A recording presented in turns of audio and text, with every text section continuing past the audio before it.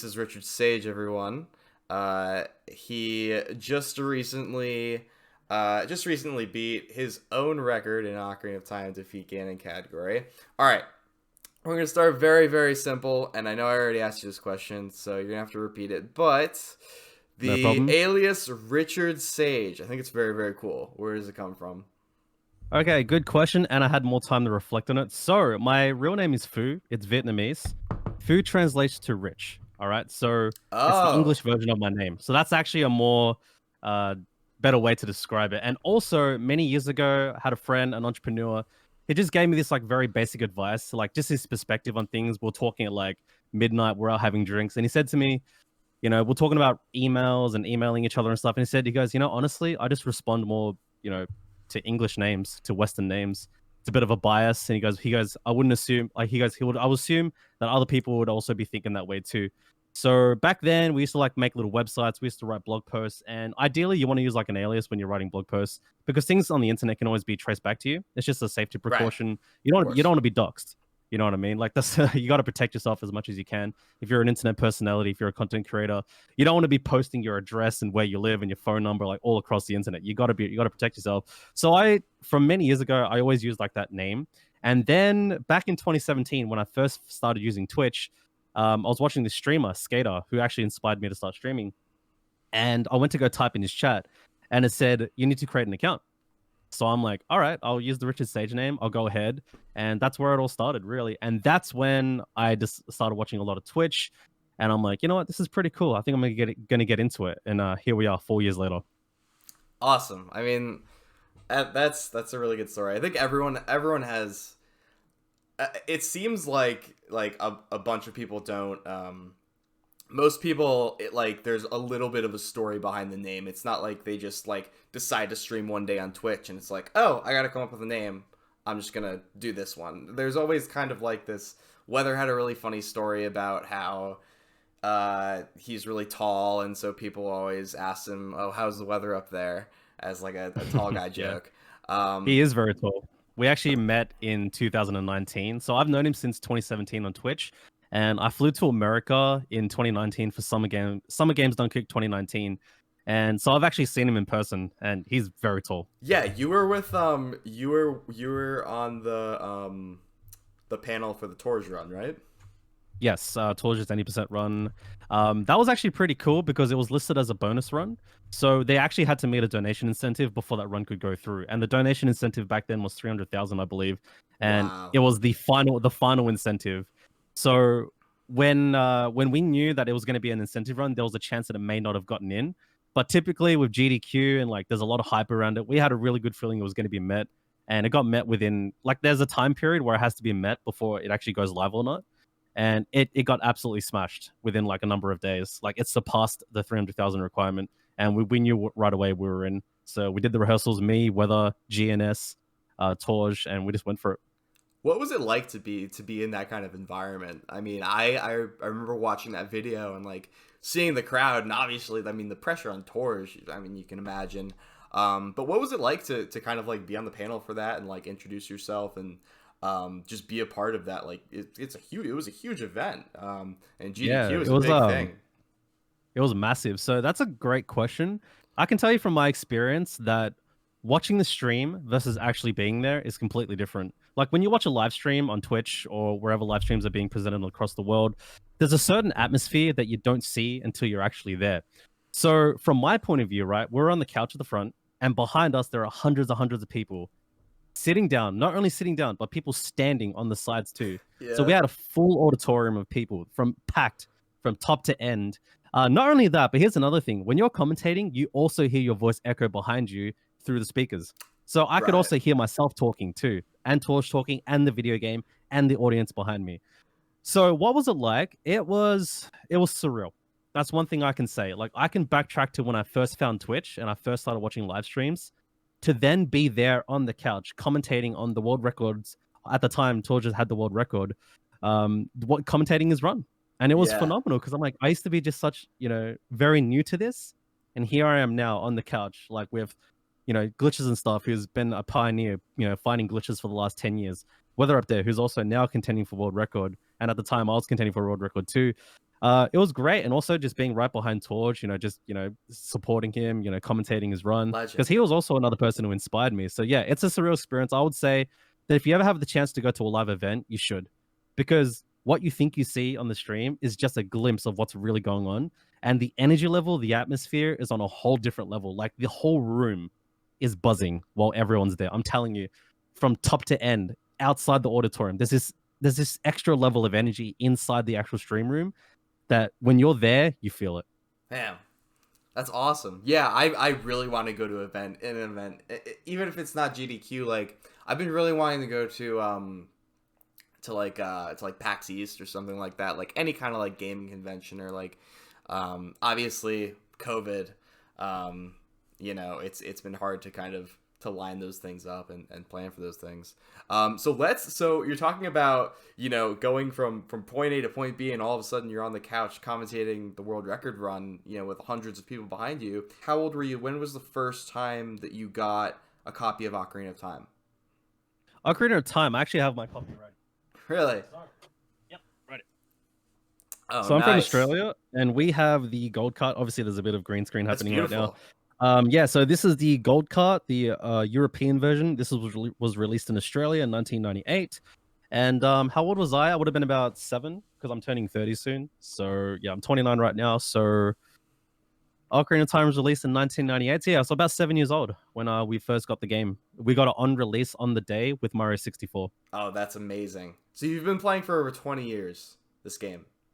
Yeah, on and off. Like, you play it casually when you're young, and then Right. you don't play it for a long period of time. And I started playing again in 2017 when I found Twitch. Okay, awesome. Also, yeah, I've got an Ocarina too. Yep. nice. Gotta have everything with it. Oh, that's beautiful. Defeat Ganon. So there's no arbitrary code execution involved in the category that you run in. There's no SRM.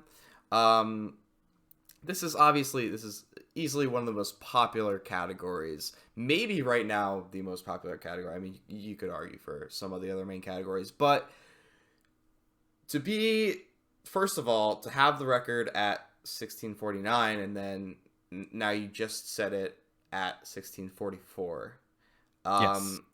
And you had taken about a year off of running Defeat Ganon. Is that correct? Yeah, about 10 months. So how long had you had the record for? Like, how long have you had the record for? I believe the first record I set was in March 2020, and then I got 2 more records after that. The final one being April 13th, 2020, before I took my break from the category. Started doing other categories like MST, then moving into variety streaming as well. Yeah, so yeah, it's been nearly a year now since the first record I set. So at the time, it was called No Ace as well. So do you know the history of how it became Defeat Ganon? I don't know if Weather went into it in his interview. Yeah, no, I mean, I know that obviously it was any percent pretty much up until SRM happened. Yes. And then there was Ace, and the credits warp, and then it was no longer any percent. So I know the general history. You guys who were obviously in the forefront of running any percent when that change happened, have a deeper understanding of what was really going on and how people were reacting. And I actually I asked whether, like, when this was found, and when when SRM was found, and the game just started changing, and people in the community are asking questions, was it a little bit sad to see the Defeat Ganon path go into its own category as opposed to staying any percent? What was your perspective when all that change was going on? Well, I can give you 2 points of view, because now it's been like over a year since it happened. Initially, when it first happened, yeah, it was a shock, because Absolutely, for a lot of us, the 80% route was the get item manipulation route, and previously before that was the Kakariko bottle route. So for the longest time, that was the 80% run. That was the 80% route that was getting optimized by a little bit. So by that time, I'd invested nearly 3 years into that route and category. And to have another route come along and just completely shatter it, it speaks to just one concept that's just true about life in general, is that innovation is always going to happen at some point. So one thing that I've learned in many years of my life, and like when it happened, I kind of just we had a feeling something would happen eventually, but we didn't expect that to happen that so soon. Yeah. Because we were thinking like Gim route might be the final route. Like we can't think of anything further than this. Like what else could happen? And for the longest time, I always said if there was anything that was going to be Gim route, it'd be an entirely new glitch, some kind of item manipulation, some kind of completely new glitch to be found. And behold, SRM happened. I remember when Glitches and Stuff first uploaded the very first SRM demonstration video. First, it was using a boomerang to move a door, to displace a door in Forest Temple. I'm like, okay, that's pretty cool. And then he said, are you guys ready? Uploaded this Twitter link, and I watched it. And he's in, I believe they were in, was it Dodongo's Cavern, changing the contents of a chest into the medical prescription, I think. And when I saw that, I said, you know what? This is the beginning. But I said, you know what? It may take a while for them to actually create something that's going to work. Right. Then, Danny B worked on the Zelda's, was it Zelda's Letter SRM in Deku-Tree. And then when I saw the evolution, I was like, okay, here we're going. But they haven't found Ace yet. They haven't found SRM yet. Then the TAS for the very first credits warp from Kikiri Forest was found. Right. TAS only. Because it was TAS only, I'm like, oh, there's no RTA, there's no human viable method. This isn't going to happen. I looked at it and I'm like, yeah, it's going to happen. I don't know when it's going to happen, but it's going to happen. So my initial thoughts were, I need to get 80% record as fast as I can before this goes through. And at the time, I was like 3rd or 4th place. Then Jordan came back and then bought me and put me down to 4th place. At the time, I was getting runs on record pace back then against Torje's splits when he took his break. He just set the 1658. Mm-hmm. And when I was grinding at the time, I was getting paces ahead of his run, going into like Waterfall West, going into like late game. I just hadn't clutched it out yet. Then I was watching Lazoots. So Lazoots was streaming. The title of his stream was ? Yeah. Right. And I'm in the chat and I'm watching, and he's doing the very first Ace SRM on N64, and he didn't get it for like 5 hours. And the run that he did get it was a 17-minute run on 2nd try, meaning it took him an extra 4 or 5 minutes to get the setup right. Right. Okay. So when he got like a 1705 2nd try, we're like, it's over. It's gonna happen. It's gonna happen. Then within the next day, he got it. He got like a 12 or 13-minute time that I recall, and I was like, well, there goes my 80% dreams. You know what I mean? I'm not actually going to get the 80% record on this route. But it did bring up a very good discussion. And that's what actually led to, like, not just me, but like a lot of people, we brought up the discussion in general, which is I was faced with, do I move on to these new 80% routes? Or do I keep running the route that I've invested my time in? And I had to really ask myself an important question, which is, am I going to commit to my goal, which was to beat Torje's time or whoever the record's time on this route, what I've been doing for the last couple of years? So then more SRM things were found. Another SRM route was found where you could SRM all the items, pretty much the title file SRM, and you could bring those items and warp to Ganon and then fight Ganon, and it'd be a couple of minutes faster. Then another route was found where you could, this is where no waste was happening, right? So we renamed the category no waste, and Gim route was still the fastest. Then a Volvagia route was found where you would fight Volvagia, and then you would do like I think it was like a credits warp from there. I can't remember. Yeah, it would have been like a credits warp, and that would be like a 14-minute run, 15-minute run. So that was already 2 or 3 minutes faster than Gim run. And I learned those routes. I tried those routes, and I didn't like it initially. I didn't enjoy it. I put hours and hours to learn it, and I'm like, it didn't feel the same. So before Defeat Ganon came, I pretty much dedicated myself. I said, you know what? I'm going to get the time on this route that I've dedicated my last 3 years of my life to, that I've been really passionate about. And I said, I'm not going to worry about the leaderboards. I'm going to do this for me. So I went back to the Gim route, and I decided to grind it. And you know what? I think that had a positive influence because a lot of other runners felt the same way, which is like, yeah, we could run routes that are faster. We can do tricks that are faster. But if you're a speedrunner, yeah, world record's cool. It's amazing. There's, there's a handful of people who've done it. But you also got to do it for you too, like something that you enjoy. What do you want to run? That's when Weather came back and started running Gim route as well. A whole bunch of people came back to the Gim route. And then it led to the final vote, which is, what are we going to do? it's very clear that a bunch of runners want the Gimrat to stick around. So we're gonna have a vote. We're gonna choose out of two names: No SRM or Defeat Ganon. And we have to be honest with ourselves. Like, what do you really want? You want to preserve the Gimrat, right? It's like, yep, we do. So the best way to do that is be honest. Like, if you chose No SRM as the name of the category, what if a fourth glitch that comes out that's faster than Gimrat? That's not SRM. Right. Do we rename it again, or do we finally give the category a goal? And the goal is to beat Ganon, defeat Ganon, destroy Ganon. Yeah. And let's split it across two: SRM and No SRM. Right? So you get two routes out of that. You get two categories out of that. You get an SRM route where you get the items and warp to Ganon and kill Ganon. And you have the No SRM route, which is still at the time now the fastest, which is the get item route.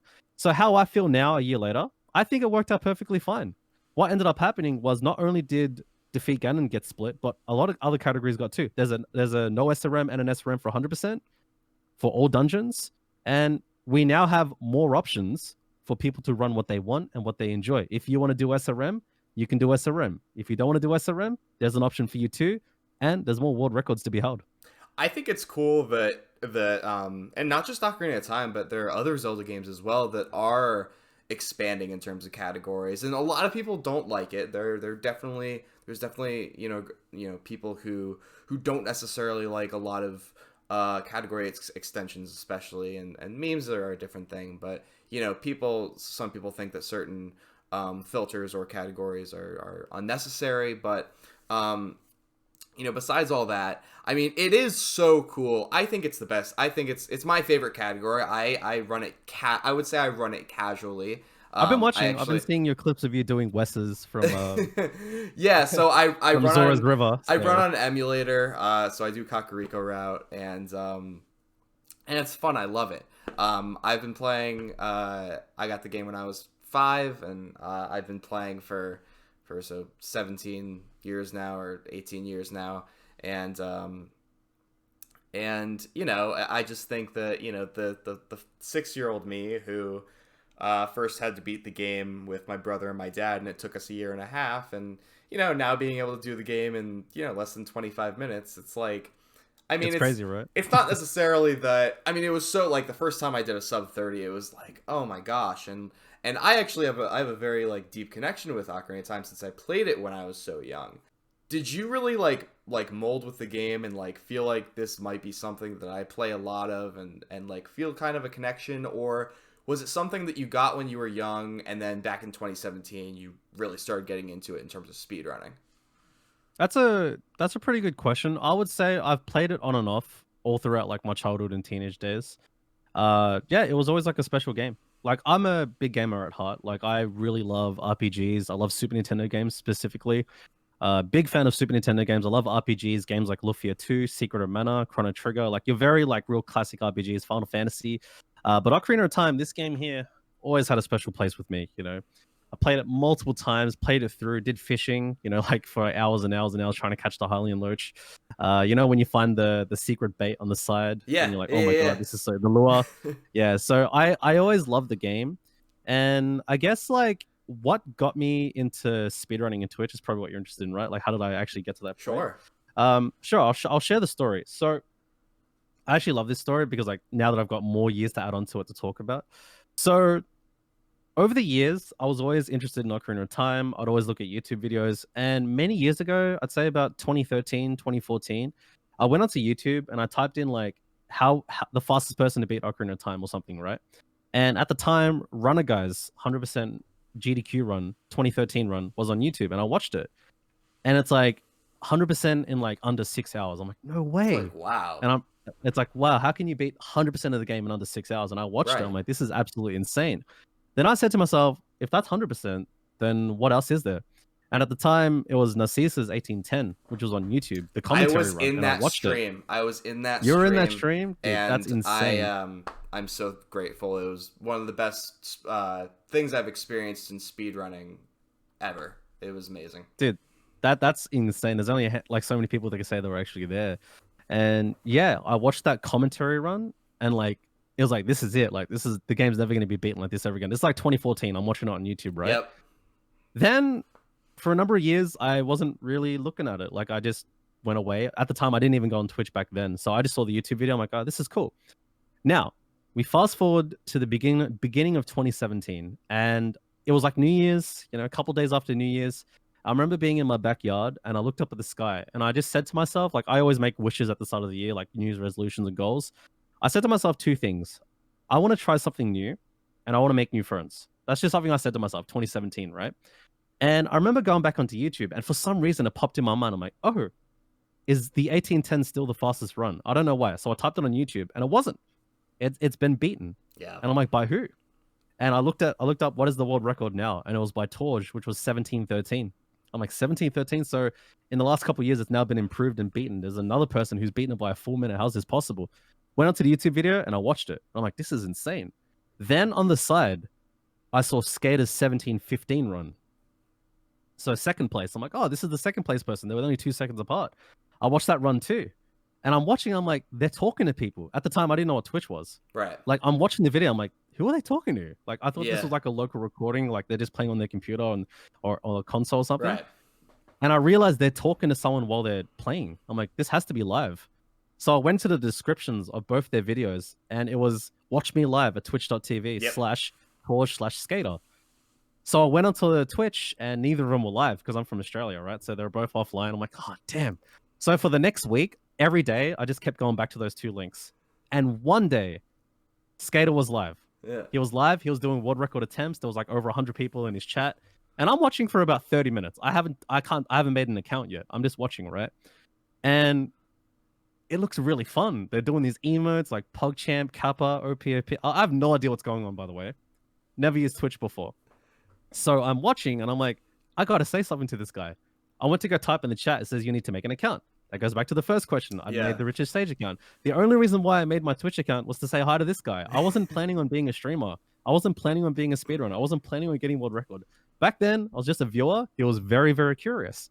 Made my account and I said, hey, Skater, good luck on the run.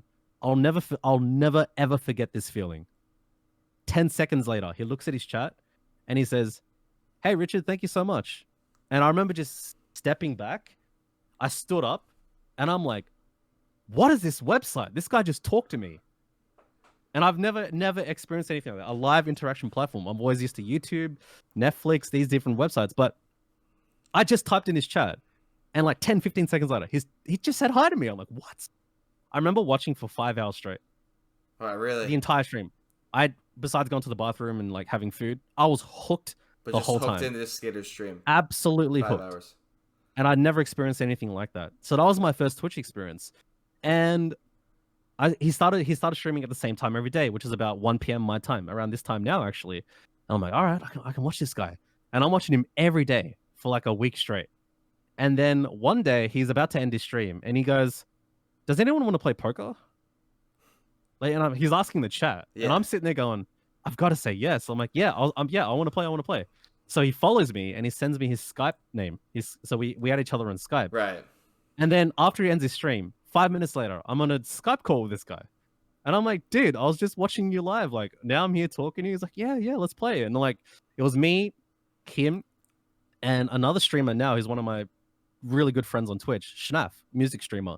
Me, him, Schnaff, and another person. And we're playing poker for like 2 hours after a stream. So now I'm like, oh my God. So like, I'm actually talking to a live stream with this person with 100 viewers. And he ended up, this is where the story continues. This is a good story. I hope you like it. I'm loving it. Yeah. Okay, good. So about a week later, he's about to raid someone. So back then we didn't have the raid button. It was just host someone, spam their account name, right, and then you go and click on their website. You probably remember, right, the older days of Twitch, right, even though I'm still relatively new.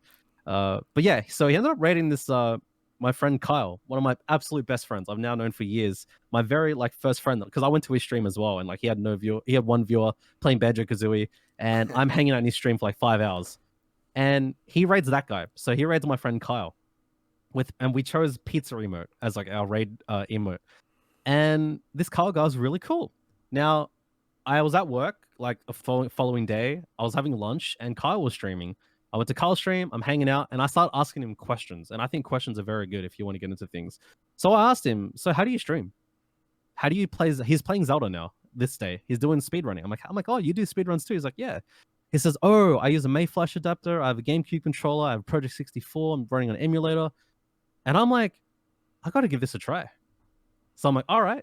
I'm like, what do I need to buy? And I add him on Discord and like Skype and all this stuff back Yep. then. And he tells me what to buy. And I go ahead and I order everything online.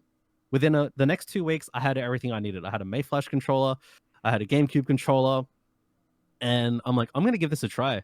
And my very first couple streams when I started February 12th, 2017 was just me like learning any percent and playing casual games.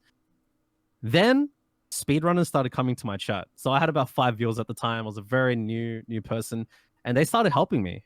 And within the next couple of weeks, I got my Wii, I got a monitor, and by then, my very first run was 1 hour and 9 minutes. So I learned the route within about 2 days, the Kakariko route from Michael Ray's tutorial, which most people learn from. Within about 2 or 3 days, I learned the whole route, and I decided to do like a no reset run. And I failed wrong warp like 8 times, 9 times. I died to Stelfos, I died to Ganon, but the very final phase, I got it. It was 1 hour and 9 minutes. Then, I never forget the feeling of watching the credits. So we're watching the credits, and I'm celebrating my first PB. And I'm like, this is incredible. This is such a good feeling. And something popped in my head. I'm like, what if I got the world record? And I just said to myself, what if I could get the world record? And then I started practicing. I started grinding. I said, you know what? I'm going to go for it. From the very early days of speedrunning, I knew deep down that I wanted to get the world record, which was any percent. And yeah, after my first year, I already had a sub 18. I was in like the top 20, top 30. By the end of my second year, I was in the top 3. Then by the end of then the year 3, then it became no ways Defeat Ganon. Then I finally got the world record. But that was like years and years of grinding. And I have pretty much the whole history of it documented on my YouTube channel. I have vlogs dating back to my very first PBs. I have all my PBs uploaded, and I always go back in time and I look at it. I'm like, damn, now it's been 4 years, and we're sitting here now. Do you know how many people are going to love hearing that story? Because, you know, I think, and this is what's great about doing this show, and I'm going to talk more about the OOT community in a second, but you know, when you go into a stream, and anyone's stream, you know, you go into an Ocarina of Time speedrunning stream, it's, you know, this guy doing all these glitches and all these crazy inputs, and you're not really sure what's going on, and you know, in the stream, it's mostly the context of the game, and there's not really a lot of, you know, people aren't asking you really usually personal questions or deep questions about yourself, but this, I think, is a really cool opportunity, and we're going to talk even more about other stuff and some of your hobbies and what you do other than Twitch, but it's a really, really cool opportunity to see who you are, and for people to understand who you are and what built you up. And I think you've already explained that a lot. What really built you up to being at the very, very top, right? I mean, I think, so I was saying before, I love Defeat Ganon. It's killing the final boss of the game as fast as you possibly can. You are the best in the world at it. I would say I have the fastest time, but I wouldn't say I'm the best. I watched your run, and I have a few notes here, and the first thing on the top of my page, it just says robot ? Honestly, like, is this person an android? Like, is this person a robot? I think I saw you tweet that. If you look at my journey of practice, you can see like there was a very gradual improvement year to year. Like I never like suddenly became record level. Like, and also, yeah, I mentioned just before, like I wouldn't say I'm the best. I have the fastest time, but I'm not the best. And the reason why I say that, and this is something you understand once you get a record, that a world record run doesn't mean it's the best run. It's the best run now, but the route itself could be faster. The time could actually be faster. And in my opinion, the best runner still to ever run this route is Torje. The reason why I say that is because a big reason why my time's faster than his, not because of execution, it's because of quick put away. So quick put away saves a huge amount of time, which is where you burn the web inside Deku Tree. Yep. So if you put it into context, if you were to take Torje's run and add quick put away, it would be faster than mine. Really? So yeah. So that's also why I knew I could come back and beat record. Like, not to be like arrogant or like, it's just like my time at the time could be, I know it could still be faster. I know I can beat my time by another 6 to 8, 9 potential seconds. Yes, and Because with a couple of faster strats and better execution. So I just wanted to emphasize that, like, when you get into speedrunning, when you first watch speedruns and you first watch world records as a spectator, it looks like the most incredible thing ever, right? The most optimized thing you've ever seen. Once you start running and you start getting into it and you learn the gritty details, and actually, you probably like this conversation too, which is like, why do you see so many world record runners say their runs suck? Think about why? it. Like, go look at like the 10 most recent world records. And Because I'm not they're saying every world record runner says this, but at some point they say, "Oh, that was bad," or "That yeah. was terrible. This run sucks." They're not actually like talking themselves down. What they're really saying is, if you objectively looked at the route and the splits per section, not if it's good or bad, but like, could it be faster? And most of the time, it's yes. So, like, you even see me in my most recent PB in my record. You hear me say, whatever. Like, you hear me go, this, like the mistakes. Because I know in my mind, that's a second lost there. That's 2 seconds lost there. 3 seconds lost there. Well, So, yeah, that's something to really point out. Weather did a really, really great job. He analyzed your PB, and I will link that in the description of this video. And there were some, although they might not appear to the common eye, but in terms of the route, there were a few mistakes, right? There were a few mishaps. Yeah. There's still You'll rarely find a world record run that has no mistakes. There's always something that could have been better or something that was, slightly done incorrectly, but it could still get a world record. So it kind of takes away the gloss away from a world record and stuff. Like, I still think getting world record is incredible. Like, it took me years to get my first one, right? So it's like it's a big feat to achieve. But yeah, like I say, like, just to offer like that very like just good advice, which is, if you can take away the prestige of world record and focus on what's a good run, you're more likely to get world record that way. And it's also focusing on yourself as well. You were saying that, it's like world record is cool or everything, but it's a lot about self-improvement. And I've noticed that Danny was on the show on episode 3, and you guys are all the top runners are all so humble. Danny, first of all, like, he was the first big runner that I noticed when I started speedrunning, who was like in every Discord channel and like answering everyone's questions. And I've been in other communities where the top guys, don't talk to anyone. It's not supportive. But in like, the Ocarina Time speedrunning Discord, I mean, everyone is so helpful. Everyone is looking to just answer questions and make everyone else the best they can be. And obviously the most kind of recent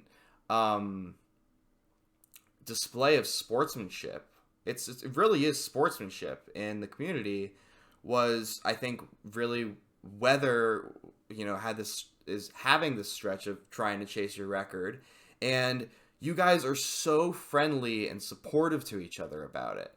And the truth is, in whether it be other games or sports, the people who are at the top, you don't really see that very often, where the top people of the game are almost in it together, and they're not fighting for a number 1 spot. Do you feel like that when you're speedrunning and when you're talking to Weather and other guys? And it's sort of this I feel like when I tweeted it, it was like like supportive competition, and I don't know, I'm rambling, but I'm sure you have a lot to say on this. For sure. Well, I've been around for a couple of years now, and I would say, yeah, for the most part, that sounds pretty much right. The thing about speedrunning is it's going to be different for everyone. Everyone gets success and fulfillment differently in life, not just gaming. It could be sports, it could be music, it could be arts. But primarily, it comes down for me, right? If I can only speak for myself, speedrunning made me feel good. Like, it was a skill that I could develop, something that I could get great at. And you go back to the topic of personal development, I really think that speedrunning is a very healthy form of personal development if done in a very healthy way. Like, I put it like this. There are so many things, there are a few things in life you could be great at. Why? because of circumstances, upbringings, talent, Of DNA, course. all these things, right? So I know for myself, I don't have the talent or DNA to be an NBA player. Never going to be. I could train for the next 10, since the age I was born, my whole life had perfect training, perfect coaches, perfect circumstances. I wouldn't make NBA. I wouldn't beat LeBron James. Right. Not going to happen. Same as other things like mixed martial arts. Maybe I could have been like a local fighter in an amateur fighting tournament, but I'd never beat Dominic Cruz or, you know, whoever, Jose Aldo or any of these top fighters. How about powerlifting? Right? I could get as strong as I can, but I probably will never beat, you know, international IPA lifters. Like you used to be a powerlifter, right? Yep. So like you would know about the IPA. Like I'll never beat these guys. I'll never. No matter how hard I train, no matter how much effort I put in, I'll never be greater. I mean, Hey, I believe man, in being the best version of you. you're looking pretty You know what I good. mean? I don't know. I mean, I Oh, see you putting thank up the weight, you know. I mean, look, I think I can make nationals if I really tried, but I would say, but the point is like, there's so few things that people can be great at, which is, you know, the way life is, right? Yeah. But here's the thing: speedrunning and gaming is one of those things where it's less about natural talents. I'm not saying natural talents don't help. Like there are people out there with natural gifts that could pick up a game and destroy my time in 5 months. It's just how it goes, right? But still, gaming and speedrunning is one of those areas of life where it really is about skills and development. I mean, everything you is have to skills and learn the development. game. You have to learn the game. Yeah, You have to learn you the actually route. have to. Yeah, you have to actually put in the time to get to that level. Right. So when we go back to like my first PB and I'm watching the credits, I realized like, hey, I could be the best in the world at this. And not only that, it's not like I'm the best in the world and there's nothing to gain from it. There's nothing to, you know, be proud of. There are thousands of people who like this stuff. Oh yeah. Content creation, Absolutely. streaming. Right. Like you watch ZFG, when he's on World Record Pace, he'll have over 4,000, 5,000 viewers. You watch Cheese on SM64, 10,000 plus viewers. Right. And what I realized is that not only can it be personal development and fulfillment, it could also be success. It could be both. Yeah. You can have both in life. You can be fulfilled and successful. You don't have to be someone who's so skilled at a thing and it doesn't bring you anything in life. It could also be success. So I saw that it was the ultimate win-win situation. It also makes me happy. There could be success if I put my time into it. And I'm just incredibly happy while I do it. And I developed a skill that I could be world-class at. Yeah. So that's where a lot of people like, that's why the internet and gaming and the modern revolution of gaming has given that world potential access to so many people. Like, yeah, you may never beat LeBron James in basketball. Cool. I can't. You'll never be the world BMX champion, or you'll never scale like Rodney Mullen. That's totally fine. But I put a controller in your hand, you know, I give you Twitch or wherever you want to stream. I give you a controller. I give you a practice room. I give you this, and you could be the best in the world. Oh, and you could also make a ton of friends along the way. You get to travel overseas and go to events and commentate on couches, like on live panels. You can motivate and inspire people through what you do. Like, because here's the thing, right? For the longest time, like, I wasn't the best Zelda runner, but people just liked coming to hang out and talking about life, which is what my stream's mostly about these days. And what I'm saying is like, and you're probably going to experience this too as you keep running and, you know, developing as a streamer and content creator and like putting out more interviews and all this stuff, is that it really is about making a good impact. Like I'll never forget watching Skater stream, how I felt 5 hours deep, hooked, and he made so much positive impact on my day. I was so happy after watching his stream. And I'm like, now we get to do that too. Well, you're That's the guy incredible. now, you know? It's like, that must feel so good for it to come full circle, where it's like, you know, initially you were kind of like that kid who, I mean, you were older, but like for a lot of, for a lot of kids, or for a lot of, you know, people, you know, right? It's right. Your story, right? You started watching Skater, and that motivated you, that influenced you to take the path that you did on speedrunning. And now, you know, being, I mean, obviously a lot of people watch you and you're a very, very exciting streamer. And, you know, Ocarina of Time is such a beautiful game. Now there are a lot of kids, and it doesn't matter how old you are, but a lot of people who are going into your stream and thinking, wow, this is really cool. So that must feel really good. And you know, the giving back, right? And I think Twitch helps so much with that. You're a Twitch partner. What was your road like to becoming a partner? Oh, that's a fantastic question. So I got partnered in 2019, April 15th. So I remember all the dates for a lot of this stuff. Yeah, well, Um, it's a huge accomplishment. Thank you. So my first year of streaming, by the end of the year, I was averaging about 30 viewers. So my road to partner was pretty straightforward. I decided to do it like this. I'm going to build a community around values that I believe in, which is I like, you know, showing people respect. I like being kind. I like having fun. There's nothing wrong with memeing and joking around as long as you're in it together and not actually, rambling each other. But yeah, my road to partner was this. And I actually was quite strategic about this. I don't mind going into this too. So one of the reasons why I chose any percent, from a strategic point of view, is that I just knew that it was a very strong niche to begin with. I knew from my own experience watching one person for 5 hours straight, can I name any other thing in the world that can keep my attention for that long? Yeah, right. Couldn't think of it. YouTube video, I'm likely to watch for an hour max, then I'll turn it off. Movies, I'll watch a 2-hour movie and then I'm done. Reading a book, maybe 30 minutes. A podcast, an audiobook, maybe an hour. But could I find anything else where it could hold my attention for 5 hours plus? Couldn't think of anything. So just my own little reference experience, I'm like, wow, so how many other people are experiencing something like this? So from the very beginning, I had a good feeling that whether I got world record or not, this was the ultimate platform to be on. Yeah. I needed to be here. And of course, I liked any percent. I like Zelda. I love the game. As you can tell, I absolutely love the game. So the road to partner was like this. Start with a strong niche. And I knew that speedrunning and Ocarina of Time was a strong niche from the beginning. In other words, it had a very strong demand. What that means is there are people who want to watch this. Absolutely. Right? Yeah, If you want to be Twitch partner or a content creator, it's one of the things that don't get talked about enough, which is whatever you want to do, there has to be an interest to begin with from the audience. Right.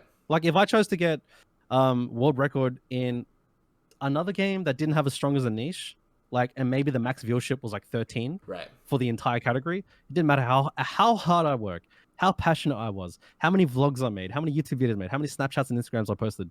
It wouldn't work. Content matters. Yes. So I always started with that. Start with what are people interested in? And it so happened that I was also interested in speedrunning myself. Right. So that was number one. Number two was development and progress. So I started with a very, very, very basic setup. It was a 7-year-old laptop that I had from university. I had a Beats by Dre headset, which was almost broken, and I had to use that as a microphone. Nice. And I used the webcam from my laptop, which was horrible quality, and I had no lighting except my room light. I'm in the exact same room as I was back then, except now my setup's improved. Yeah. I'm in the exact same room, right? I love your setup. What I realized was this. I need to get through with what I have. I need to start with what I have and build on it. So that's what I did. Started streaming, horrible layout, mic sounded terrible, webcam quality was awful, lighting was bad. But what people liked was that I was enthusiastic. They just liked the fact that I was pumped to stream. Like I'll pump out 7-hour streams to like 3 viewers. And for those 3 people, I gave them every bit of energy that I had. By the time I was done streaming, I had nothing left. I was empty, right? And I kept doing that, and I kept doing that, and I kept doing that. In my first year, I was averaging 30 viewers by the end of the year, right? No, the only excess kind of content I did was YouTube vlogs with the same setup, same microphone, and a camcorder I had from 2014, which I still have. I made vlogs, and I made YouTube content, I made vlogs, and I did streams. Then I started doing Snapchat and Instagram, and I just started pumping out content all the time. Then in my second year, this is when it really started to take off. My PBs started going a little bit more viral on Twitter. Yep. So every time I'd post a PB on Twitter, it would get like 100 likes, 200 likes, 300 likes. Wow. And lots of streamers started following me on Twitter from there. Right. So then they followed me on Twitter, then they followed me on Twitch, they started watching my streams. And every now and then I started getting bigger raids and hosts. Right. Because here's the thing on Twitch, organic discovery, don't rely on it. Not going to happen. Yeah. The chances of someone clicking a game, scrolling down to the very bottom if you're a new streamer and clicking on you is very rare. It's only it more happens in speedrunning streams because we want to find smaller people, newer people to get to know in speedrunning because it's a community, right? Like we get to meet people, we get to raid people. That's what we do. But if you're doing like an FPS game like Fortnite or Valorant or any kind of new game, very rare that the common Twitch audience will discover you organically, and you probably like you've seen it, right? I've lived it. You've lived it, right? So, Yeah. I'll go from there. So people started discovering me more, and I just did the same thing for all 30 people, all 40 people, all 50 people there. Gave them everything I had, every energy that I have. That's all I did. Every time I got a PB, I'd post it on Twitter and YouTube. I would make a vlog every time I got a PB. People would watch my vlogs too. And the way I was kind of able to differentiate myself was I pretty much humanized myself from the beginning. What it mean was, you're not just here to watch a speedrun. You're not just here to watch a game, right? If you wanted to watch a speedrun or a game, you'd watch a YouTube video. Just watch the gameplay. But Right. people go to Twitch because they want to connect to people and get to know people and make friends and connect with a streamer that they watch, they enjoy watching. So from the very beginning, I was always very high engaging. Like we're talking right now. Like I take time to do things like this. I'm always talking to people. I'm always engaging with people. And that's where I really built a strong community from the beginning, which was, if I switch games, you're still going to hang out and watch me. Yeah. Right. Which is the case. I now do variety streaming, and I can pull the exact same numbers on every game that I play, almost. What else? Unless it's a very boring game. What else do you stream? Or what? These days. Yeah. Yeah. So these days I've been doing like for the last like couple months, it's been like randomizers. Right. It's still Zelda. I love random. But then I'll do Let's Plays. And so what I'm doing now is I'm slowly branching out to like other categories, other games. I think it's from great. the Zelda series, and then branching out further. Yeah. But if you build a strong community from the beginning, they're going to follow you beyond the first game that you play. Right. Which is what you want as a content creator, and also which is what you want to do for your own well-being. And just, you don't want to be playing the same game for the rest of your life, like as the only thing that you can do. You got to have variety. You got to have choices. That's the part of enjoying a good life. And we'll tie that in now. So by the end of my second year, I've been averaging between 70 and 100 viewers, but I took a vacation to Vietnam. So just around the time I was ready to apply for partner, I was pulling partner numbers now. Yeah. End of 2018, right? This is by the end of my near the end of my second year, right? Yep. I took a vacation to Vietnam with my family, and then I came back and my viewership went back down to like 40, 30, right? From like 70 to 100 to 30, 40. Right. But I said, I'm going to grind so hard for partner. And I started doing it. From January, when I came back from Vietnam in 2019, to April, I was streaming like a madman. I was putting in 4 to 5 hours a day. I was putting out content every day on every platform that I had. I was active on Twitter, active on Snapchat.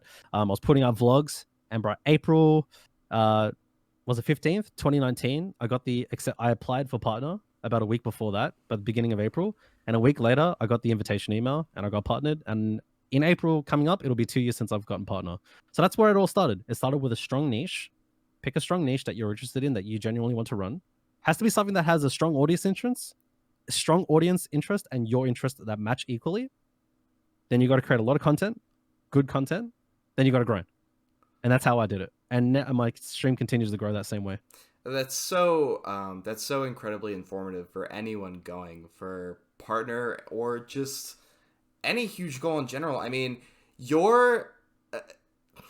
I've been dying to say this statistic. You have officially on stream beaten Ocarina of Time 2,391 times, I think, or 2,392 just on times. that route, but I've actually beaten it more on other routes combined too. Just on that route. And so in Defeat Ganon, almost 13,000 attempts. The tenacity to keep pushing and grind. I think it's right at the beginning of your PB or the new record. You're like, oh, this category you really got to grind. Yeah, I mentioned, I'm like, yeah, you got to grind for this. Like, it's not going to come easy, and it happened that run.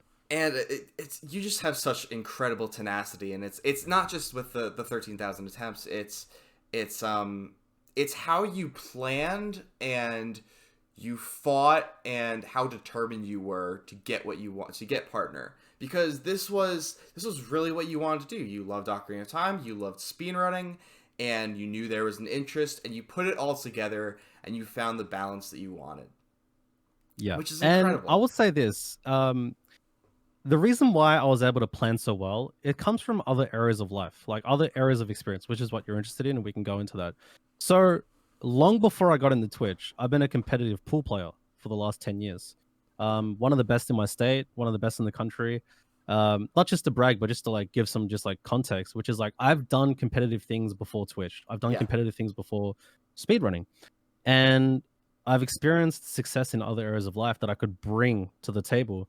So there was quite a few challenges I had to overcome in my life, and I'll name. I don't, and I'm proud to talk about it because I worked really hard to overcome it. So I used to be very obese. Number one, I used to be a really heavy person. Now I'm, reasonably fit, and I'm getting fitter. My goal is to become extremely fit and be like elite status. That's like a goal of mine. So I overcame obesity. I've also had depression and anxiety. So I had to go get therapy for that. I had to put many, many years into just personal development, reading books, seminars, just self-development, like Tony Robbins, like you name it, Eric Thomas, like every self-help you can imagine. I've probably come across it at some point. Obsessed with self-help. Years and years from a young age. Like I'll tell you this, right? At age 12, I was listening to Awaken the Giant Within by Tony Robbins. Okay. Right? Yeah. Like audio program. Like Yeah. I'm 12 years old watching personal development programs. So you got to see where this tenacity comes from. Like you're not just born with it. You can be born motivated and like inspired naturally, but there's like this deeper intrinsic motivation is discipline that you develop over years, right? So mine came from years and years of just overcoming challenges. Very bullied in high school. I went to a high school where I experienced a ton of racism, being excluded from many things, being told I'm a loser, being told I'm ugly, I'm fat, people don't like you, people hate you, you should leave the country, go back to your country, like really, really bad stuff, right? And I don't regret any of it because it made me where I am now. It led to where I am now. So from a very young age, I experienced a lot of bad things. And the only way I could get through it was optimism and not backing down. So from a young age, I've been trained to just push through. That it became, I'm not saying like I'm like David Goggins and like I'm 24/7 disciplined. No, dude, I have days where I'm just like laying in bed. I'm like, screw this. I don't do anything. We're human, right? I'm not saying like we're immortal beings, but yeah, for many years I battled a lot of things. I learned that things don't come easy. You've been dealt a bad hand. I've been dealt a good hand too in many ways too. Like with family, like got a good family, like parents, brother, siblings, sibling, cousins, like just good family around me. Very lucky to have that. Very, very grateful to have that. But yeah, from a young age, just battled through a lot of things. Had a lot of hobbies growing up. I played the guitar from age 13 to 18. I played the drums. I played the trombone. I was a musician for many years. I used to ride a skateboard. I played basketball. I want to hear. I want to hear about years. the music. I want to hear about the music. Can we talk about the music? All right, so I've got a Yamaha LL6 Natural Acoustic. This one came from a huge stream donation. Really? In 2019. Awesome. Yeah, so a really generous person just dropped like $2,000 on the stream, which is crazy. And they said, go buy a new guitar, bought a second monitor, bought a Switch, bought 3 games, bought all this stuff. And this person was so nice to gift it. But yeah, one of my very first passions in life was music. My dad's a musician. My mum's a musician. From a young age, I've been surrounded by music. So at age 13, I asked my dad to buy me a guitar. He bought me 2 guitar books and I taught myself how to play guitar. Age 13 to 18, I practiced insane amounts. So you can see like there's a pattern going on here. I'd find an interest, I'd go all in on it. I'd go crazy about it. Whether it was the drums, which I did for like 5 years, the trombone I did for 5 years, guitar 5 years, pool 10 years, speedrunning, Twitch 4 years. I just find something that I'm really interested in and I just get obsessed with it and I go all in and I just give it everything I've got. And that's how, and I got really good at guitar. I was doing like sweep picking and shreds like two years in, playing in bands. My high school band, we toured places, we played the Melbourne show. It was really, really cool. Like, yeah, music was one of the first skills I learned. And I learned how to practice, which was you have a chord, you have a scale, you practice it. Yeah. You listen, you practice, you read the tab, you read the music, you learn the progression, you practice. I developed skills. Basketball. I wanted to be good at basketball. I would get my parents to drop me off at school an hour before the school opened. I'll jump the fence, right? It's almost pitch dark. Like I would get to school at like 7:30 a.m., 7 a.m. School doesn't open until 8 o'clock, 8:30. I'm sitting there with a basketball and I'm shooting 3-pointers, 2-pointers, doing layups for like an hour before anyone turned up to school. 13 years old, right? Yeah. So not to brag, but like I've just always been like kind of just like that, just obsessive about things that I like. It's not bragging. It's so illuminating to I mean, it's just incredible just hearing these stories of even when you were young, you were always, when you set your mind to something, you were just all in for it and you would not be denied, which I think is so incredible. if you don't mind, just to, so it's, because I don't want this Go to for be it, a yeah. pure interview. I want to relate to you a little bit, and this part Yeah, probably go won't be for it, too yeah. much in the video, but so I have an acoustic as well. I also, if I decide to solo a little bit and play a little bit louder, I'm very, very fortunate to have a Gibson SG. Sorry, not an SG. I have a Les Paul. I want an SG very, very badly. Nice. But I write and produce music, so I like to I'm very, very creative. So I've published 3 books actually, and so I like to songwrite as well and make songs, and I have a SoundCloud and everything. And so music is such a cool avenue. In terms of the mental health, I've been struggling with mental health issues since I was 9 or 10. Um, and I mean, I've really been through it. My big thing, one of my gifts, I would say, was being a baseball player. I was a very, very good baseball player. I was a pitcher, and my gift was I could basically put the ball anywhere I wanted to. And if you have that gift, you're going to end up being very, very good.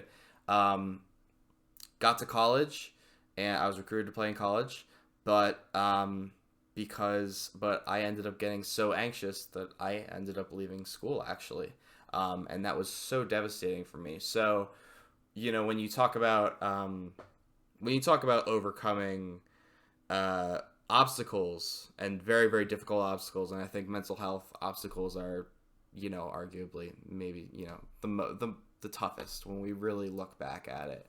I feel you, man.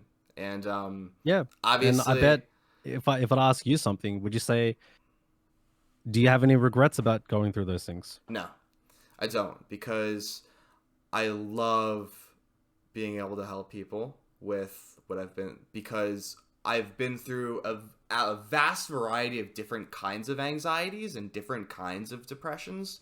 So I can usually tie something in from my experience to help somebody who's going through something. And so I don't regret it. Obviously, there are certain things that happened. I was bullied as well. I was going into high school. I was diagnosed with 2 bleeding ulcers in my lower esophagus, and I couldn't eat solid food for about 8 months. So I was really skinny, very, very easy target. I was about 109 pounds, and the same height. Very easy target.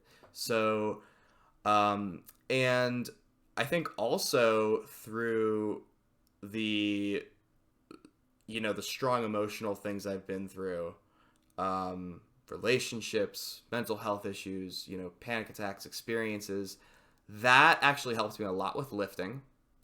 It was one of the reasons I started lifting, and it also helped me with writing because I was able to draw from those experiences and actually kind of mold them like into some of my books, like in some of my fiction books. So it's so important to, like you said, not have regrets, because of course a lot of these things are not, I mean, nothing of that is in your control, in terms of your mental health, except for your self-care and having a therapist and talking to someone.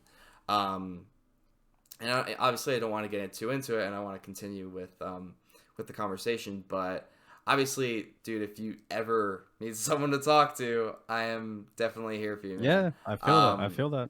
I know my alias is Thunder, but you can always call me Mark if you ever want. Yep.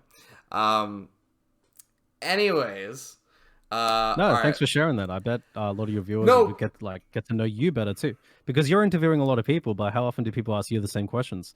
So that's that's why I true. thought, hey, It's a I'll mind give of the you, streamer with you know, Thunder. Yeah. No, but yeah, there we go. it's important to form connections, and it's important to relate. And it's also, I think it's also important to shed light on mental health and how much it can affect someone, but also kind of the flip side where it really gives you a higher level of admiration for someone when you realize everything they've been through. Yeah, like you see them as they are now, but you may not know the full story of how they got there and what they've been through. Absolutely. And I think about this, right? Like I think speedrunning, not just speedrunning, but live streaming, gaming, this particular area has given so much access and empowerment to a lot of people. Like think about how many people have grown careers, not just careers, but just happiness, friends, self-confidence, just from becoming a live streamer. Like they may not have become partner or like blown huge or anything, and that's totally cool. Like life's not all about success, but like I know tons of streamers who have created lifetime friends from streaming, from gaming. Like they get onto like whatever game they're playing. It could be Fortnite that night, it could be Call of Duty, they could be doing a big Among Us group. But we live in an age now where these like avenues are possible. Like I imagine us like speedrunners now, right? If we were to rewind time 50 years ago, we wouldn't be able to do this. No. We'd have to do the conventional thing at the time. Yeah. Which was you go to school and, you know, go through the system. You might have to be deployed, go to war. Yeah. Like imagine going to war, like the Vietnam War, or like any of that stuff. Like we won't go into that, but I'm just saying, like, just to appreciate, it makes you we grateful. actually live in a time. We live in a time where there, as much as there's a lot of bad things happening right now, COVID, a lot of social things happening right now. People like mental health rates are at its worst in this day and age too. Like you think about it, like we have so much more abundance in many ways. People have more access to overall things like food, shelter, accommodation. There are people who are homeless, which is, you know, it's a fact.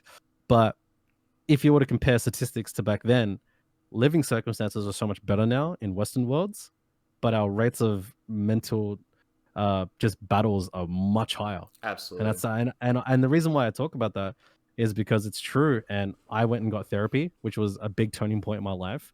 It helped me with my personal, you know, development. You know, to see an actual professional. Like I think a lot of the time we want to solve everything on our own, but there comes a point where you just got to put it to the side and get help. Like I say, if there's someone listening to right now, there's someone listening to this right now. If like Mark and I can help, I would say go and get help if you need it. Somebody out there who's listening to this right now, it could be 3 years from now, it could be 5 years from now, it could be tomorrow when this is uploaded, or a week from now when it's uploaded. We could be us watching this back, doing a react, and I'll still hold to this point of view, most likely, that getting help is the best thing you can do for your mental health. Absolutely. Now, you may not get jackpot. You may not, the first therapist you talk to may not be bingo. It might be your 7th or 10th, but you can't give up. Exactly. There is help. And that's part of the tenacity. There are solutions. I was very lucky that the first person I talked to was the best in the field, like the absolute best in the field, and they helped me within a year. I was able to overcome depression and anxiety within a year, and I still deal with it all the time, but on a much better level. Like I don't experience it anywhere near to the level I used to. But yeah, getting help was step one. And if anyone can do that, like if we can convince you or someone else can convince you one day, just do it. Sign up. Go get the help if it's available to you. I understand the health system is different across the world, but if it's available to you and you can, please do it. Like it changed my life. It changed other people's lives. It's not easy. It's hard work, like most things, but it's possible. And even simpler, just talk to someone, right? Like it could be any, like, I don't know. I always, I think there are a lot of people that like I clearly see are struggling, and I'm always like, I'm here if you want to vent and like talk about stuff. And like oftentimes, like more often than not, they bottle it in, and like it's okay to share yourself, and it's harder for some people. And I want to thank you for being so honest and sharing what you did with me, you know, here, because it's not easy. I mean, I know obviously you didn't tell your whole story, but I mean, I think about, I've been to a lot of different therapists, and like that first session when you're telling your story, very, very difficult, very, very draining.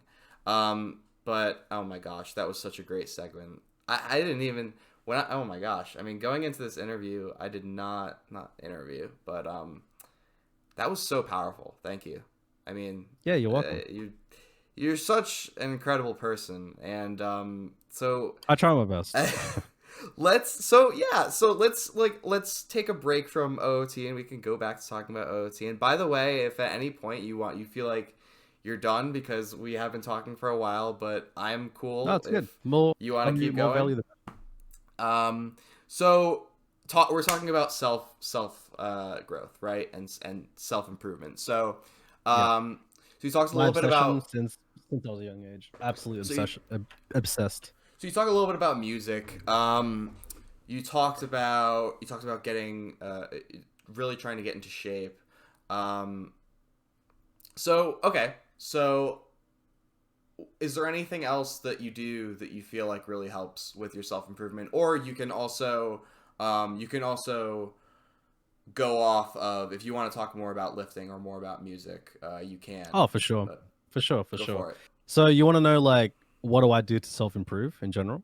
Sure, or you can also just talk about what else do you do other than Oh, for stream. sure, for Like, sure. what do you have Well, a job other than Twitch? yeah, yeah. So I work part time for a company right now. I've been working on them for a couple of years. I do marketing and data management for them.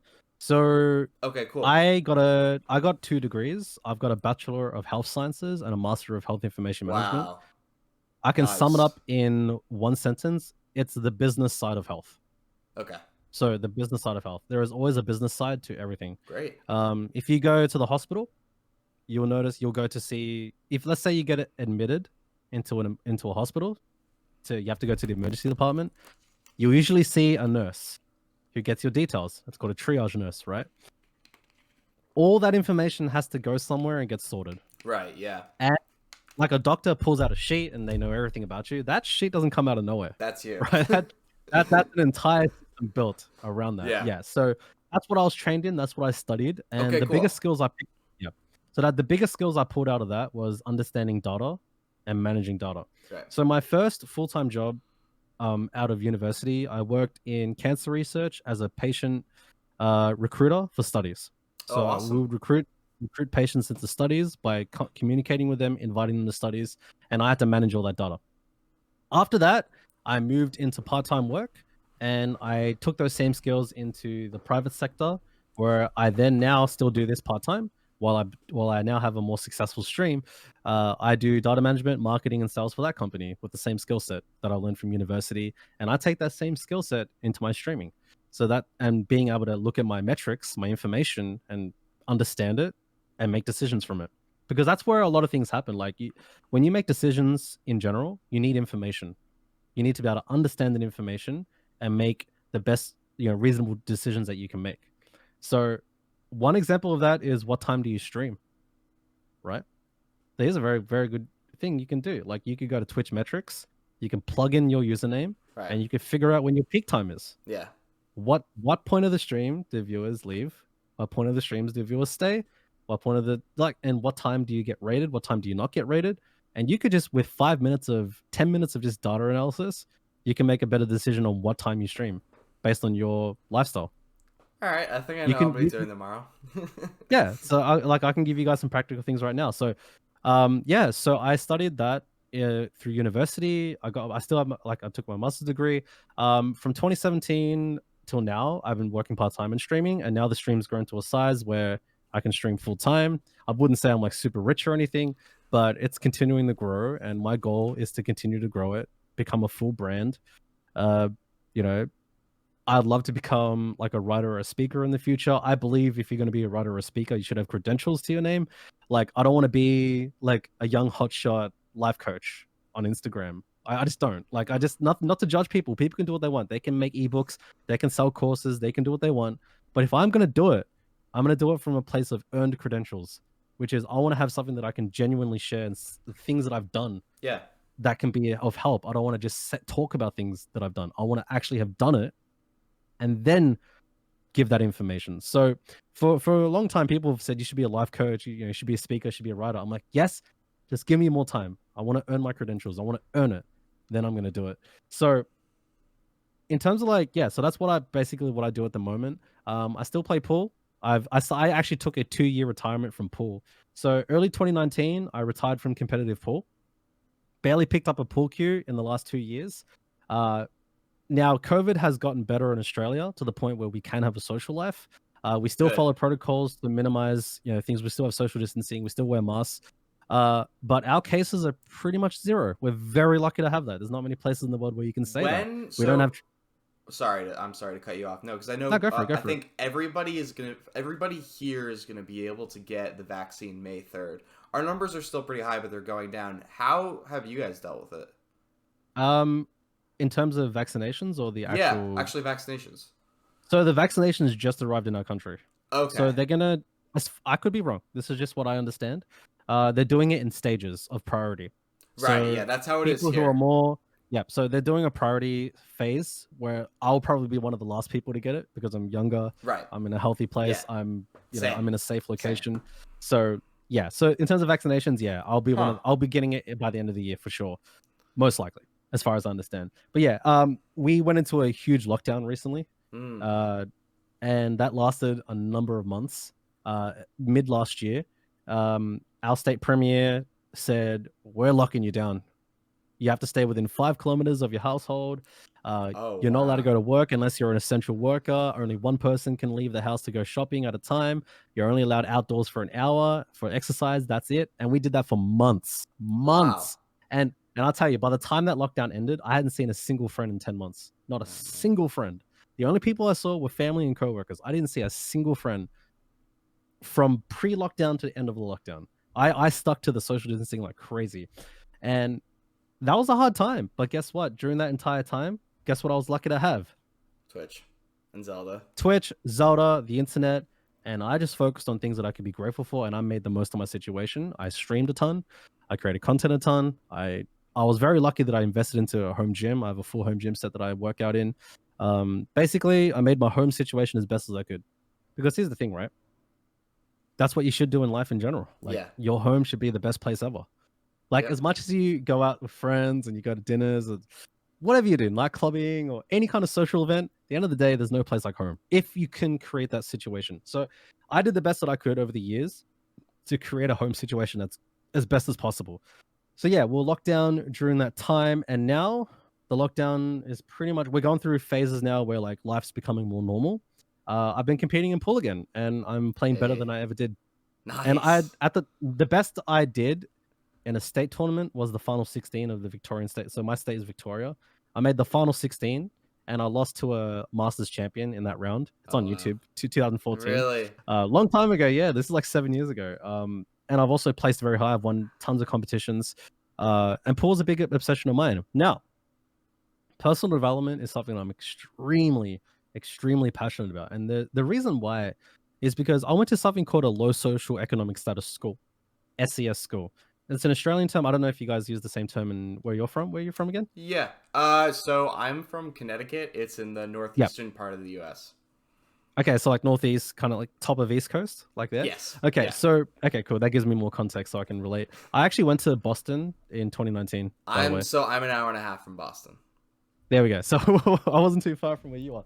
So I went to a low SES school, meaning that your household, like you can't afford to go to like a private school, basically. You can't afford to go to a wealthier school. I know, I understand. So what that meant was your access to information wasn't that good. Meaning that you had to be pretty self-sufficient to be educated going to this kind of school. Like your chances of going to university, very low. When you go to these schools. Right. Not that because you're not smart, not because you don't work hard enough, because the circumstances just don't favor you in that direction. Yeah. But I always wanted to go to university. I always wanted to be successful. I always wanted to be an actor, a singer, an entrepreneur, whatever it was, right? So from like age 13, I quickly realized that I'm going to have to teach myself many things. And I was so lucky that age 13, I had a really hard time just understanding social basics. Yeah. Because at best, it was from primary school, my friends, my family. And, you know, like, for example, something as simple as an inside joke didn't really click with me in primary school. Like, in high school, first year of high school, people would make fun of me. And I didn't understand what they were saying. Like, they would say, okay, so I'll give you guys a good example. You have something called axe spray, right? Yeah, axe. Okay. Yeah. In my country, it's called lynx. Lynx. Right? Okay. Right. So one of the bullies would come up to me and they would say, "Where's your lynx? Where's your lynx?" And then just laugh at me and then walk away. So that's an example of me not understanding something. Right. So that meant that you smell. Where's your body spray? You smell. Oh, right. Yeah. right? So why did personal development mean so much to me? Because my way to understand these things was to read about it. So Huh. I was very lucky. We got the internet at home, and I started Yahooing, Googling all these things, self-educating, self-teaching. I started learning everything that I possibly could about social situations, jokes, like just everything possible. I'll just read about it. And by reading about it, I could understand it better. And from age 13 to 18, I was very able to empower myself through high school. And I was one of the few people to make it to university from my class. Only 4 people got into university. No, 4 or 5 people out of the entire class who were trying to get to university actually got in.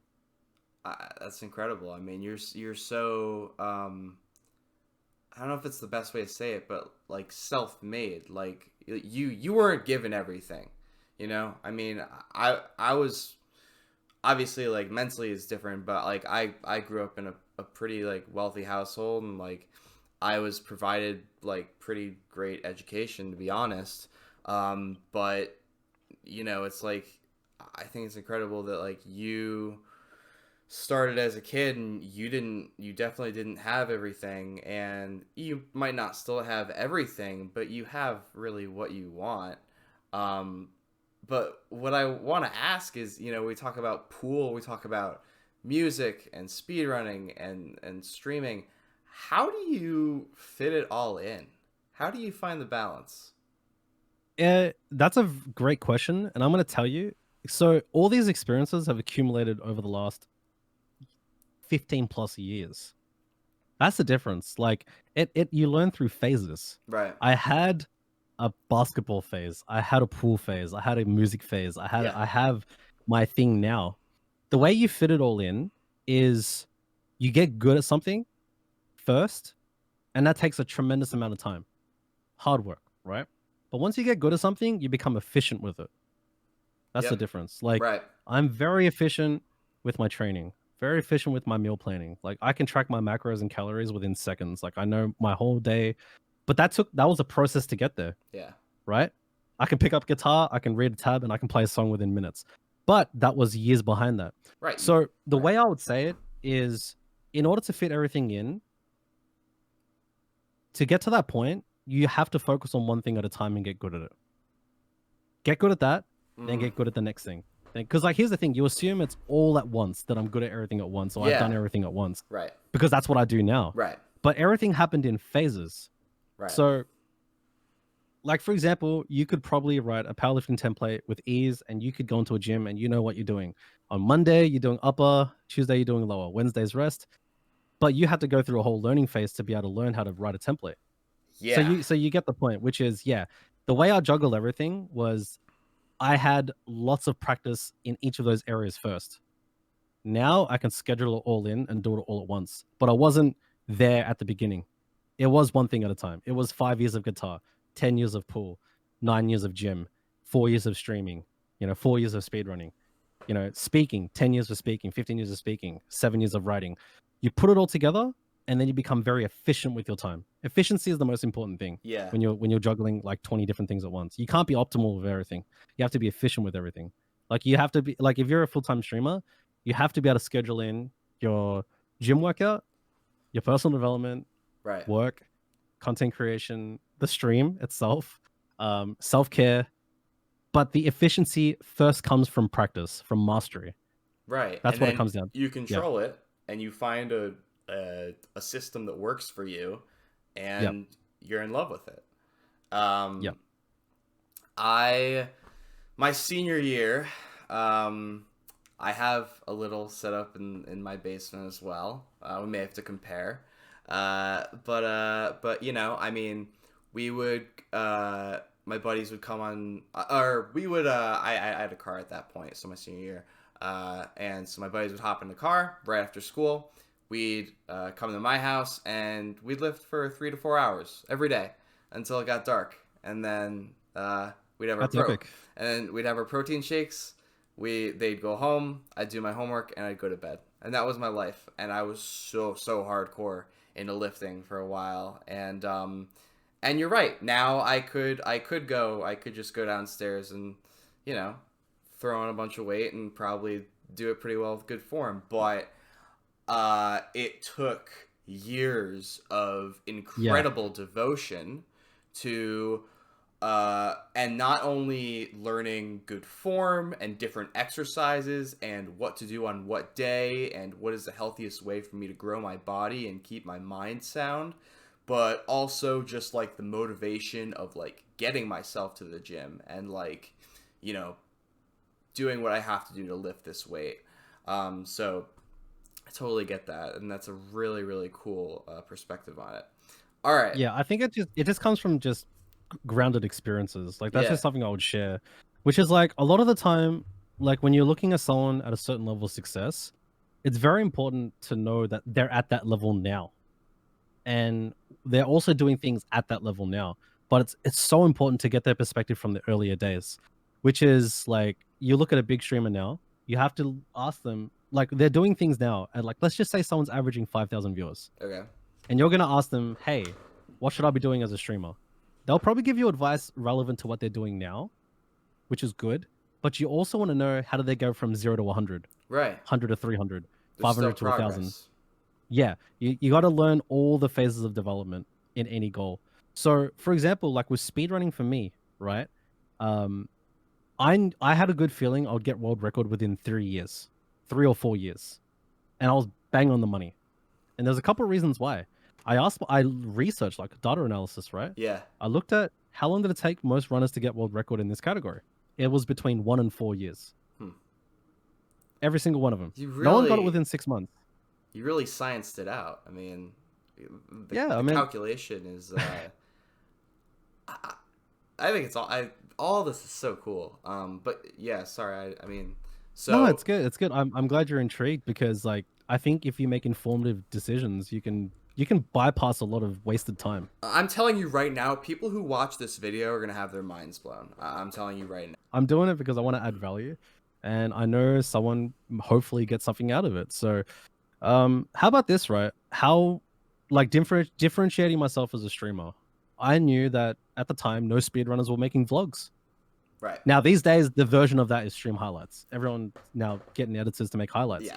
I think if I did highlights back then, I probably would have been a lot bigger. But I was very intent on making vlogs specifically because I wanted to practice my speaking ability, my ability to speak for hours on end and never have run out of things to say. Right. So being able to talk to a camera for like 30 minutes straight with no notes and just talk, I think is a very valuable skill, being able to communicate effectively.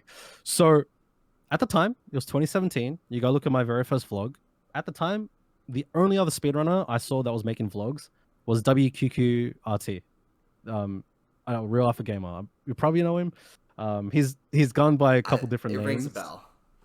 Yeah, he's the one who goes, "What's up, gamers?" or "What's poppin', gamers?" Yeah, on YouTube, right? Yeah, sure. Yeah. So he was the only other person making vlogs at the time.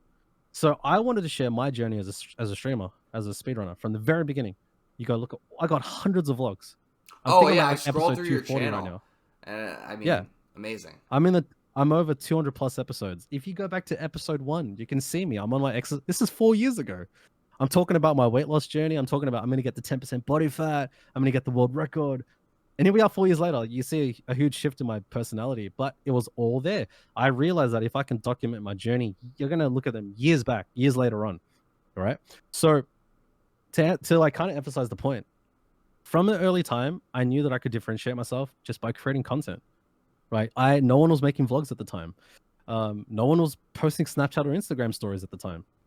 Well, Instagram stories hadn't come out by then, but I was posting Snapchat stories too. So my viewers would add me on Snapchat and they would see my day before and after stream. So here's the thing, right? So like, for example, you watch a streamer, they turn on the stream. What's up, guys? We're playing Valorant. And you're like, cool. Whereas my stream was, you know what I've been doing the whole day leading up to that stream, which was you saw me in the gym. You saw me reading some personal development book. You saw me cleaning my room. Saw me rant about something. You probably saw me go shopping. Then when I start my stream, my viewers, we already have a conversation, which was like, oh, I saw you had that gym workout today. It's like, oh, cool, you know? So what it is you exist beyond the hours of your stream.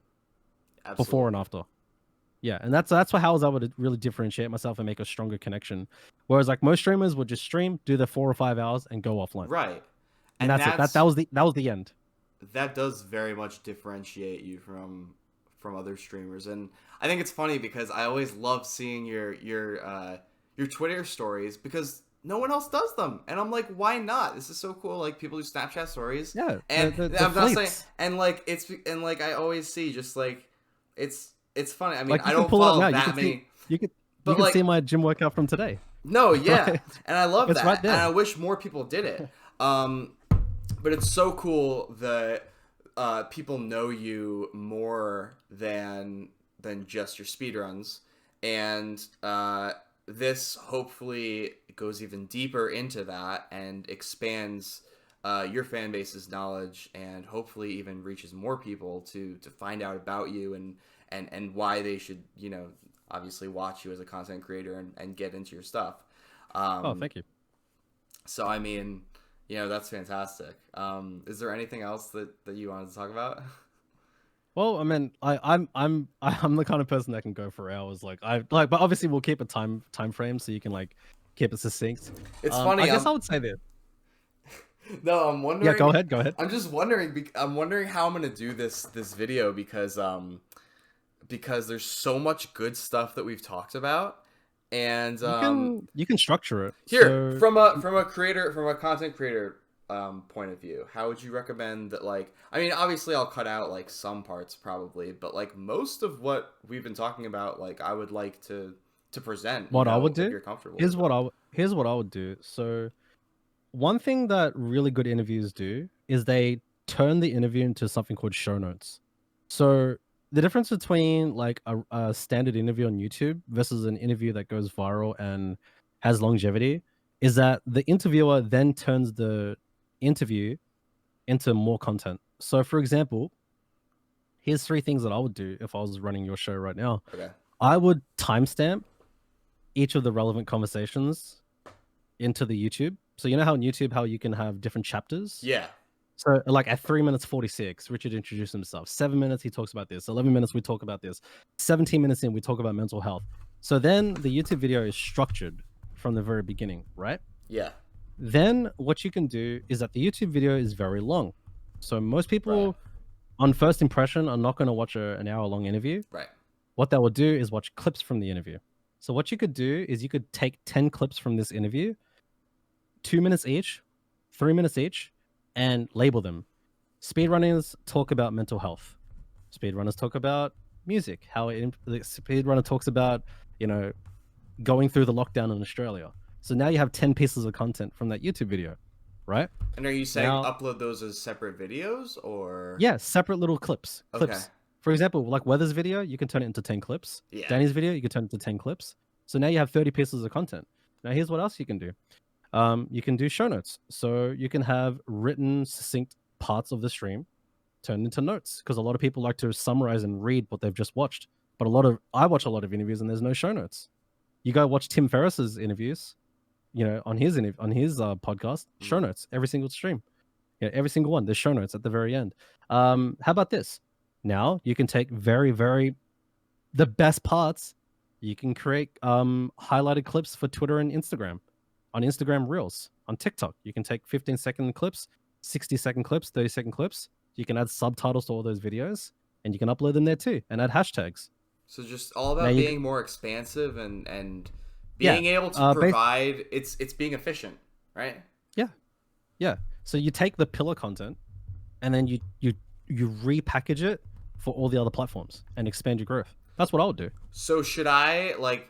It's so funny because we're like still talking, but like, do you think I should So do you think I should still upload, like when I do the initial edit? Do you think I should still upload that as a full video and then do the clips and stuff? Yes. Okay. Yes. Because obviously you want the full interview. Yeah. Yeah. Put the full interview up, edit it as well as you can. But definitely that's what I would do. All right. Thank you. Another thing. Yeah, you're welcome. Another thing is you want to make sure your title and thumbnail are relevant and searchable. Well, especially the title. So, for example, if you were to like interviewing me, you'd want to put the keywords RichardSage in. Yeah. Right? Like you don't want to put in mind of a streamer talking to world record Zelda runner. Right. It's not specific enough. Like you can do that, but your title should be searchable. So if you're like someone who's just searching on the internet, what would you type in, and how would you find this interview? So you start in reverse. Right. You think about the title. RichardSage interview, basically. Yeah, something or like that, right? RichardSage, Yeah. Mind the Streamer, RichardSage interview, basically. Yeah. And then the thumbnail should invite you to want to click.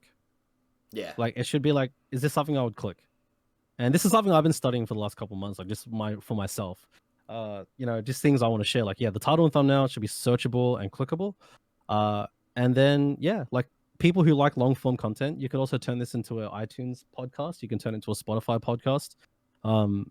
You can turn it into a SoundCloud. I need to look into that, how to actually turn it into. So like, do you podcast. see how, like, instead of just having a YouTube video that's up, you can transform that video into 60 other things? Yeah.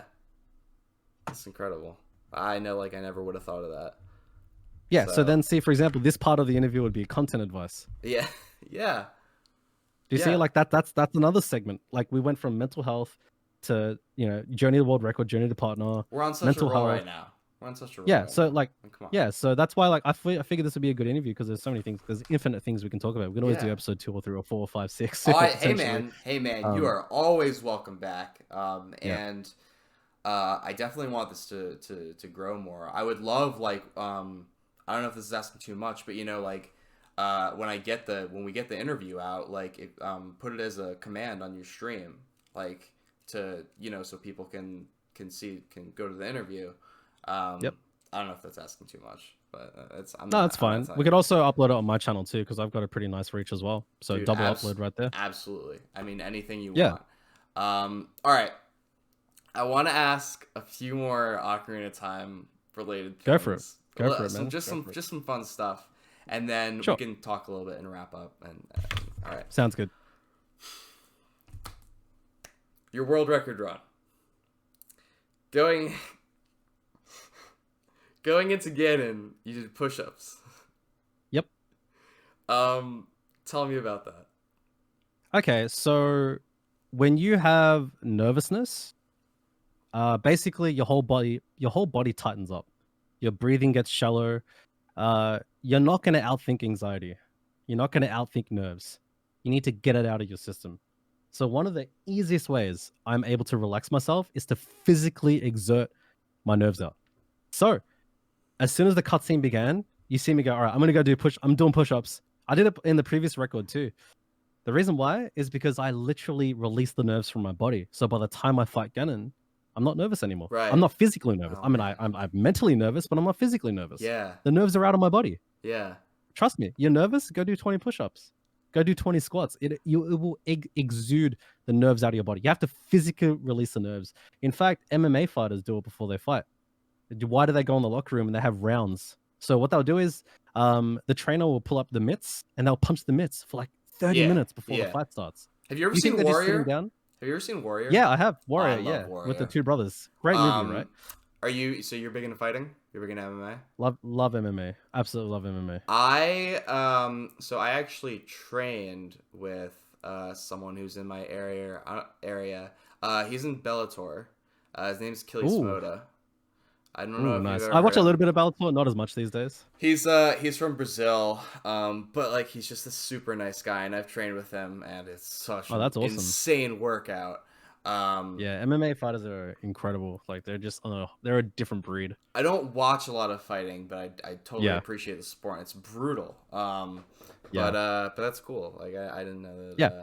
So what I do is you're gonna be way more relaxed if you can physically exert out the nerves beforehand. That's what it is. Because you see everyone else going into that fight, and they're just sitting there, just sitting there waiting. Nah, get up, move your body, like move your body. Like I like there's a saying, emotion follows motion. So if you move your body, it's going to influence the way you think and feel. This is why I love how I'm writing all this down.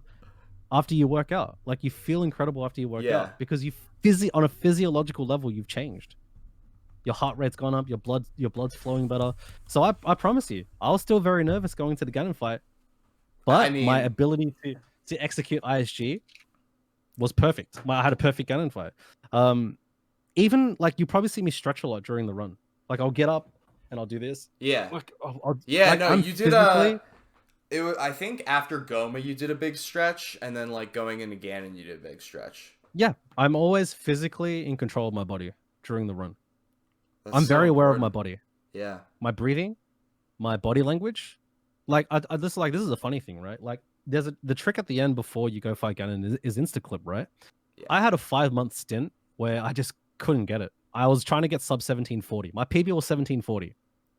Weather and everyone who's been watching my speedrunning history knows this. There was a 5-month period where I couldn't PB. I could not get past instaclip, and two things happened. One, I had to improve my technique.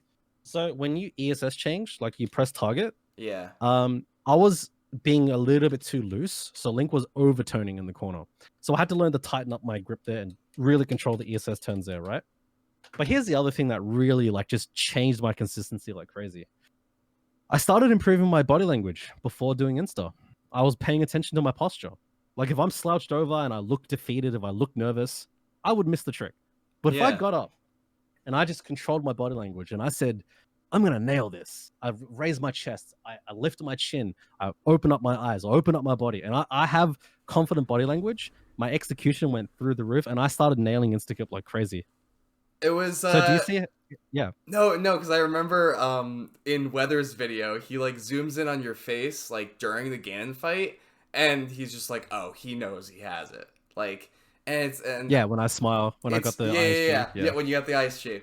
And I think it's funny because I think of I'm a big soccer fan or football, whatever. I'm a Chelsea fan, but like when a soccer player comes up to take a penalty, you can tell a lot like by their body language, like if they're confident, like if they're gonna put it away, It's a very underrated thing. Your body language influences the way you think on a subconscious level, and your ability to execute something frame perfect in a video game. You have one chance before that runs over. Yep. So you've got to maximize your chances to execute on that trick. For me, it was taking control of my body language, what I'm thinking, and then just go for it. If you fail, it's fine. I'll do another run. Like I had a 1653, like 6 attempts before that. Yeah. Like and the only mistake was having to do up clip at which is an 8-second mistake, like 8-second loss. Right. And I ended up with a 1653. And I had so many world record pace runs leading up to that. So by the time I went for it, I'm like, if I don't get it, I'm gonna get there again anyway. Yeah. I'll have another run on this pace. So it's like, don't be afraid. Don't be afraid to fail. That's another thing. So yeah. Before going into Instaclip, the Ganon fight, why I did the push-ups, it boosts your confidence. It releases the nerves. Like your body language, like when you realize just like how bad your posture is day around, like even when I'm sitting, I'm like, I could be sitting up so much better right now. Yeah. I could be resting my neck against here. Like, I actually learned this from, I think her name's Amy Cuddy. She had a TED talk called, I think, The Power of Body Language.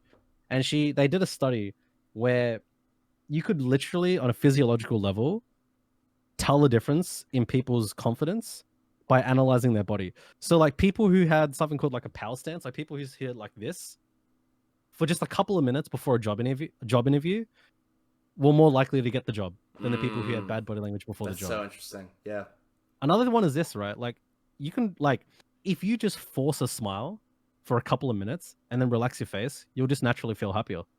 That's true. Not like you'll be a happy person, but why is this important? Because emotion follows motion. Yep. Like your body language and your physiology influences you way more than you think. Like just standing more upright, like just taking care of your body. Like this is why like you're into health and fitness. Like these things I've just learned through personal development. It goes back again. There's a lot of things that I've researched, being optimized as a person. I took it all to speedrunning with me. So when I'm nervous in a run and I have a cutscene, you bet I'm going to get up and do some push-ups. Is there anything, it's been brought up in some of the other conversations, like Danny was always into, growing up, he was really into Rubik's Cube solving. Wolke, who I interviewed, was really into music. Weather tied rock climbing into speedrunning.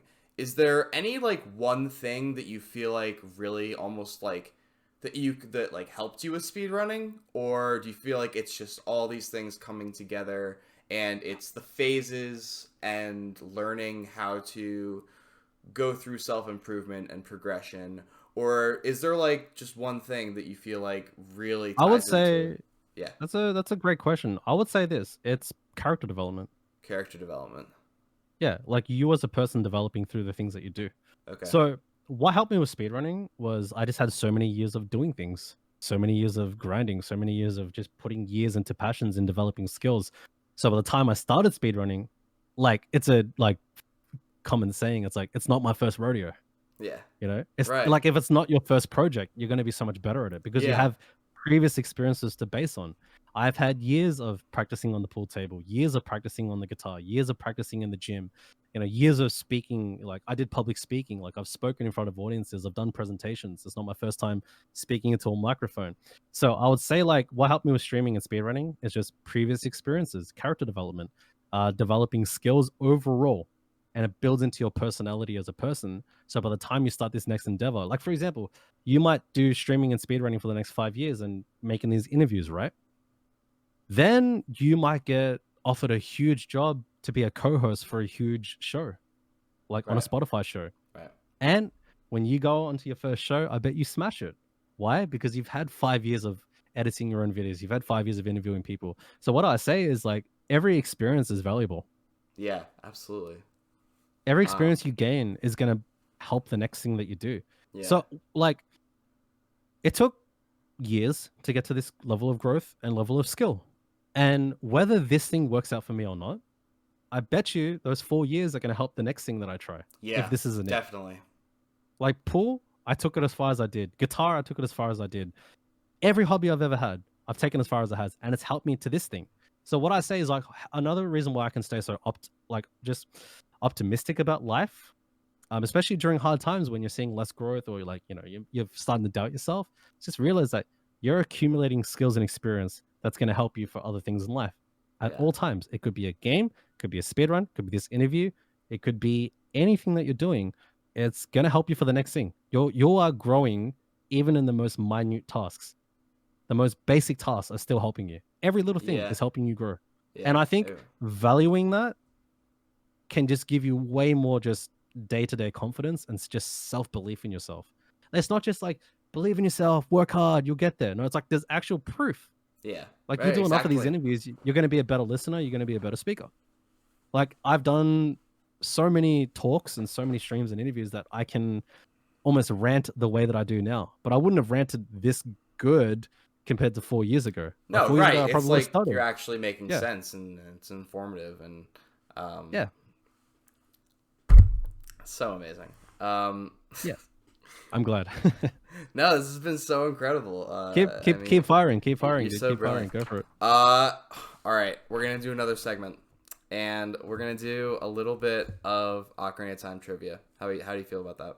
I did it. With... I'm shaky? very bad at this. Like, yeah, I would say my knowledge is terrible. I crafted some pretty difficult questions for you. I could tone it down a little bit. But it's fine. I'm very self-aware and know that like my knowledge base isn't the best. Like I'm good at a couple of things, but other things I suck at, I have no shame in it. All right. Let's start off. Let's start off pretty easy. Okay. How many sages are there in Ocarina of Time?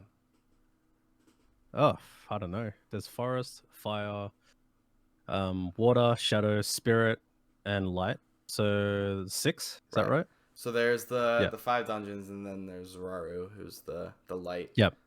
Yep. Okay. Anju, the Cuckoo lady. So why does she need you to get the cuckoos for her? Something to do with allergies. She's allergic to them. That's good. Yeah, she's allergic to the cuckoos. Yep. Okay. Well, let's step it up a notch. Can you give me the inputs for Nocturne of Shadow? C left, C right, C right, A, C left, C right, C down. Yeah, let's go. Nice. Yeah. Okay. I got 2 more here. Okay. What is so the bubbles in Jabu? Do you know the actual name of those enemies? No, I don't. They're called Shaboms. Yeah, no idea. Shabom. Shabom. I learned it I've today. heard the term, but I didn't commit it to memory. Yeah, I just call them bubbles. And now the ultimate question. The ultimate question is the one. It's the one question that Weather got wrong. Do you know the actual name of the owl? Have no idea. No. I love it so much because you guys are just so great, and it's just the silliest thing. Yeah, we're good at running routes, but the game lore, the knowledge, it's not always going to be top notch. No, it's so funny. Okay, so the name of the owl is Kapora Gabora. It's hard to remember, but I like to I feel like I have a lot of good game knowledge because I've been playing. I'd say I've been playing consistently, like since I was a small child, and that's mostly awesome. On English, obviously, until I started running it. So like I knew that Andrew had allergies, and like I know that I know stupid stuff about the lore. I've got a question for you if you want to answer. It's not necessarily about Ocarina of Time, but if you want, what is the greatest impact you want to make in the next year? The greatest impact I want to make in the next year is in coaching baseball. So I'm a baseball coach, and so last year was absolutely remarkable. It was my first year as a head coach, and my team this summer when we went undefeated and we won the regional championship. And so high school team? It's actually it's called Babe Ruth. It's like 13 and 14-year-olds, so it's right before high school. Oh, nice. And nice. I'm not exactly sure what I'm doing this spring in terms of coaching. I'm applying for a few jobs, but I do have something basically the same thing as last year to fall back on if I don't get like basically a high school job. But the biggest impact I want to have this year is on the kids. I bet you feel great. Like it gives you so much fulfillment, right? That's why you do it. I do it because I love baseball, and yes, I do it because I want to give every kid on the field the opportunity to have the experience that I did with baseball.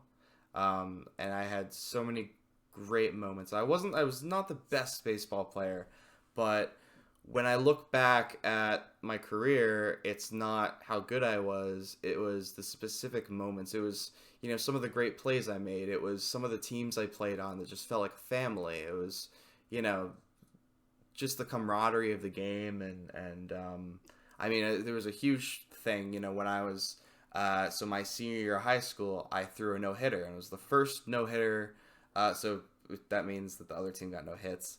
And it hadn't happened at my school in like 39 years or something. And I got interviewed on TV, and like the day after it happened, like everyone in my school was like coming up to me, like people I didn't know, and it was like just this ultimate like surreal feeling of being extremely popular, and I had never had that before. And what was really interesting is when I got out of playing baseball, I was like, I'm never going to feel like that again. And then last year, on our last game of the season, we're down 2 runs in the last inning, and we score 3 runs and win the game. And I'm running across the field like this, and I'm saying, oh my gosh, I'm feeling it again. So I guess that's straying away from the impact a little bit, but sharing also my passion for coaching. And so, but the biggest impact I want to have is on the kids, and I want to teach them how to obviously not only become more complete baseball players, but, I can relate to them, and I was their age, and I played baseball at their age, and just try to help them through, it's a difficult time, but, help them through baseball kind of find happiness and find excitement and still be able to just have enjoyment and get better at the game. That's what I would say. That's fantastic, dude. That's really great to hear. I think a lot of people respect that you want to make a positive impact on a group of people. Kind of reminds me of the movie Coach Carter. Do you remember that? The basketball movie? Did you ever watch it? It's got the guy from the Avengers. What guy from the Avengers? Coach Carter. Um, Wait, Coach the, Carter the- has oh my gosh. I've seen a scene from Coach Carter. It has it has Channing Tatum in it, right? yeah, Channing Tatum. I need to Yeah. watch that movie because I just watched I watched I If don't know. you're like what you just told me, it just I should screams watch Coach it. Carter at me. Okay. Go watch it, man. You'll watch it and you're gonna go play basketball after. Like it's one of my favorite movies, and it has a really good quote. And don't want to spoil it too much, but one of the characters gets up and tells the coach. Well, the coach, I'm not going to spoil the entire movie, but I'll give you like the part that inspired me, which won't really give away the plot. So the coach asks one of the students, "What's your deepest fear?" And the student doesn't know how to answer. By later in the movie, the student gets up and says a very powerful, like an altered version of the quote, but it's "Our deepest fear." You probably have heard it by Marianne Williamson, I believe. Oh yeah. And it's not. yeah, so the quote is What is it? I mean, I'll say it. Yeah, But yeah, say it's it. good. Say Yeah, it. so the quote is, "Our deepest fear is not that we are inadequate. Our deepest fear is that we are powerful beyond measure." Right. So that's as far as I'll say. Yeah. So it's a good movie because it's a coach trying to help a young group of basketballers just live a better life. They come from a really bad background where the high statistics of these students once they leave school is to either die or go to jail. Damn. Yeah. Wow. So this coach gets offered a job at this low socioeconomic status school. Yep. I can relate so much to it. Yeah. And these group of basketball students who are at the time very undisciplined, causing trouble, joining gangs, but the one thing that they love is basketball, and they suck. They all suck. They're playing against the beginning of the movie. They're playing against the state champions, the California state champions, and one of the players on the other team is a prospect for the NBA. Yeah. Right? They're getting destroyed by like 80 points or something, right? 70 points. But Coach Carter takes this team on, and he coaches them. And the first lesson, they're all disrespectful to him. They're calling him names. They're making fun of him. Yeah. And by the end of the movie, he completely transforms them. Yeah. He takes them to the state championships. And I won't tell you what happens, but All they right, end up taking that team on That's like again. number one on my list. There we go. There we go. I sold you on it. Have you seen The Way Back? It's a more recent film with Ben Affleck. Ooh, no, I haven't seen that one. No. Really, really. It was unfortunately released like right as COVID happened, so it didn't do well. But it's a fantastic movie, and it's made. It's the same director who did Warrior, actually. So it's like that same kind of like motivational. Yeah. So that's definitely, it's called The Way Back. So good. And it's Ben Affleck. Are you a Marvel fan? Love Marvel. Yeah? Absolutely love Marvel. Marvel Universe, DC Universe, you name it. Are you huge fan? Are you the Thanos of Defeat Ganon?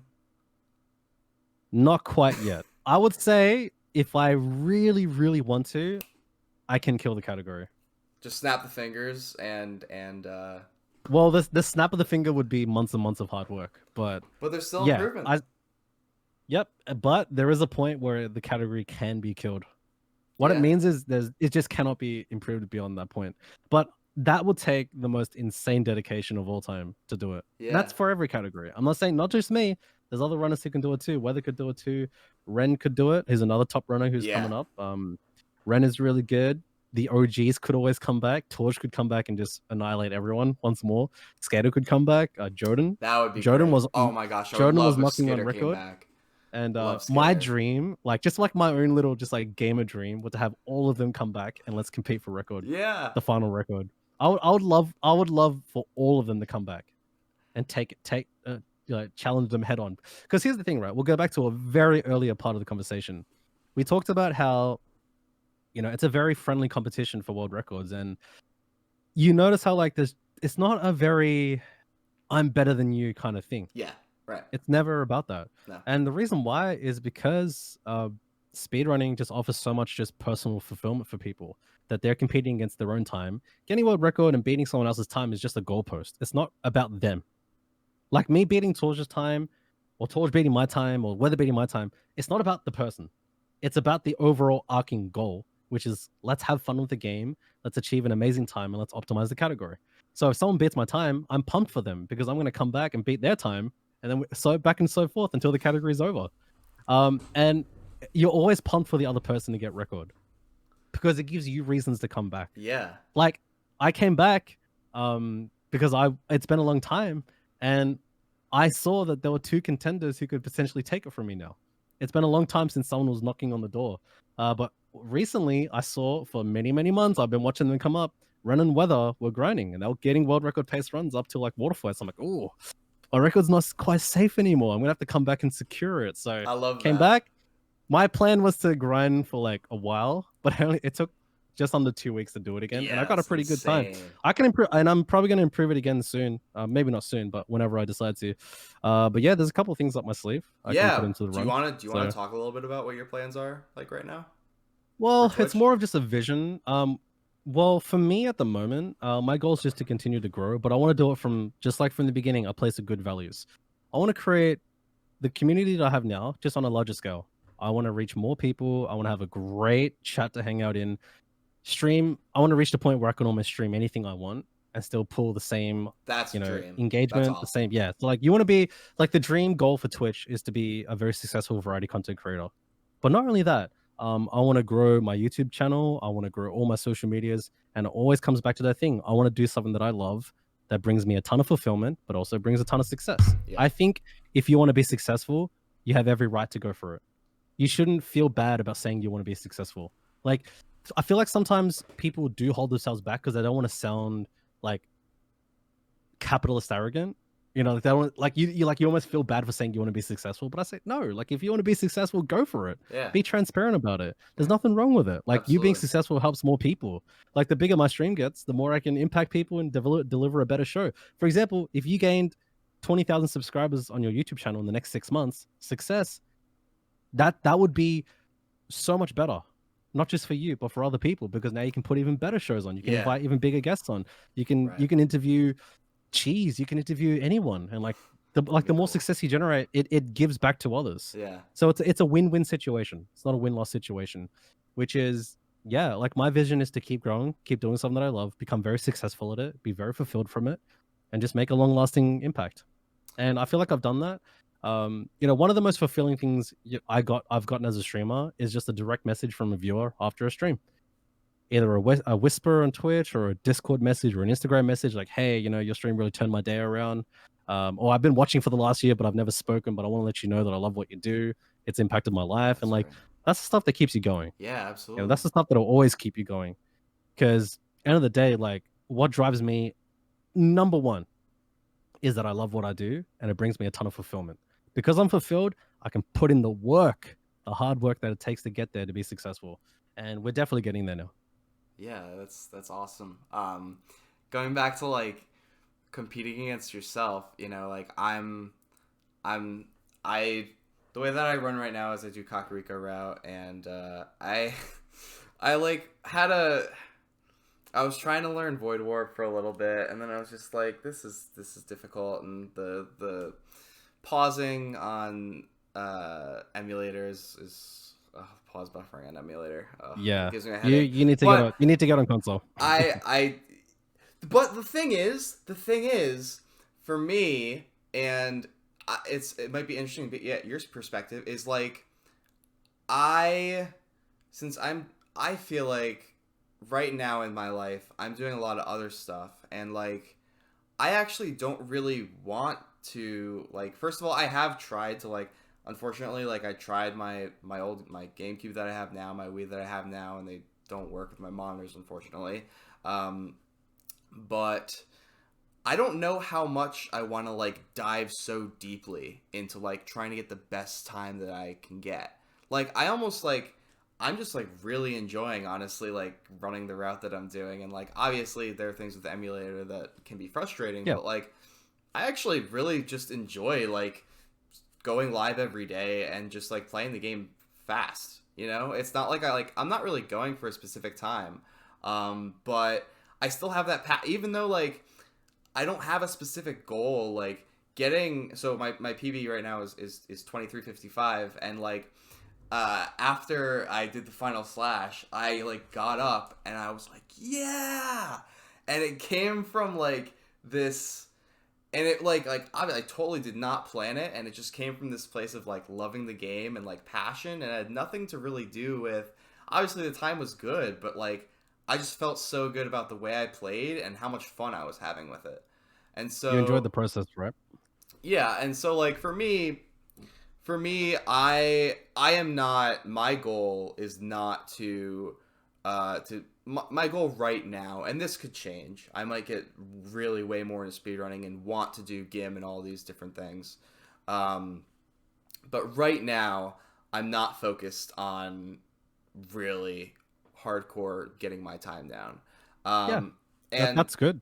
you know, that's just how my life is. I mean, I'm really I think you know yourself very well. My take on it, and you pretty much just said it in like the story way, but it's self-awareness, yeah, which is at the time that you're in, you just got to be aware of what you want. yeah, If you want to just have fun and just play and just enjoy it for the moment, do that.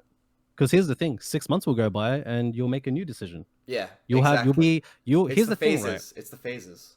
If you ask whether 2 years ago, if he was gonna get world record, he would have said maybe. He probably, and I can't speak for him. This is just from my own experiences. I asked him, "Do you want to go for record?" He said, "Oh, we'll see how it goes." But I think as he got closer to world record and as he realized he could get it, he started assigning the goal, which is I'm going to go for record. But that only happened as he got closer. Right. Whereas up until then, he was, just enjoying it, improving, just focusing on the journey and focusing on the process. And I think that goes for many things beyond just gaming, which is, I think it's good to have a vision. It's good to have an idea, but you don't need necessarily a concrete goal so far into the future. What I suggest instead is focus on the process now that you enjoy, because that will lead to an infinite amount of outcomes. Yeah. So for example, right, you have started with speedrunning and Ocarina of Time, and you're doing Kakariko right now, right? Yeah. For the next 6 months, you might just focus on that and have fun. But here's the thing: you might get a sub 20, and at that point, you might say to yourself, "I'm very happy with my time. This is as far as I want to take this game. But that Mario game looks really fun. I want to try that out." Exactly. And then you pick up Mario, right. and then you're insane at that game, and you're now averaging 400 viewers within 6 months of streaming. Yeah. And now you're thinking, damn, you know what? I want to be a full-time streamer. But it started with you just having fun with Ocarina of Time. So what I'm saying is just keep, just like I said earlier, everything leads to the next thing. Just keep an open mind. You don't need to set a concrete goal, but the thing that you're enjoying now, just max it out. Go and have heaps of fun with it. Don't stress too much about world record. Like I was an exception in the sense that I knew I wanted record from day one. Yeah.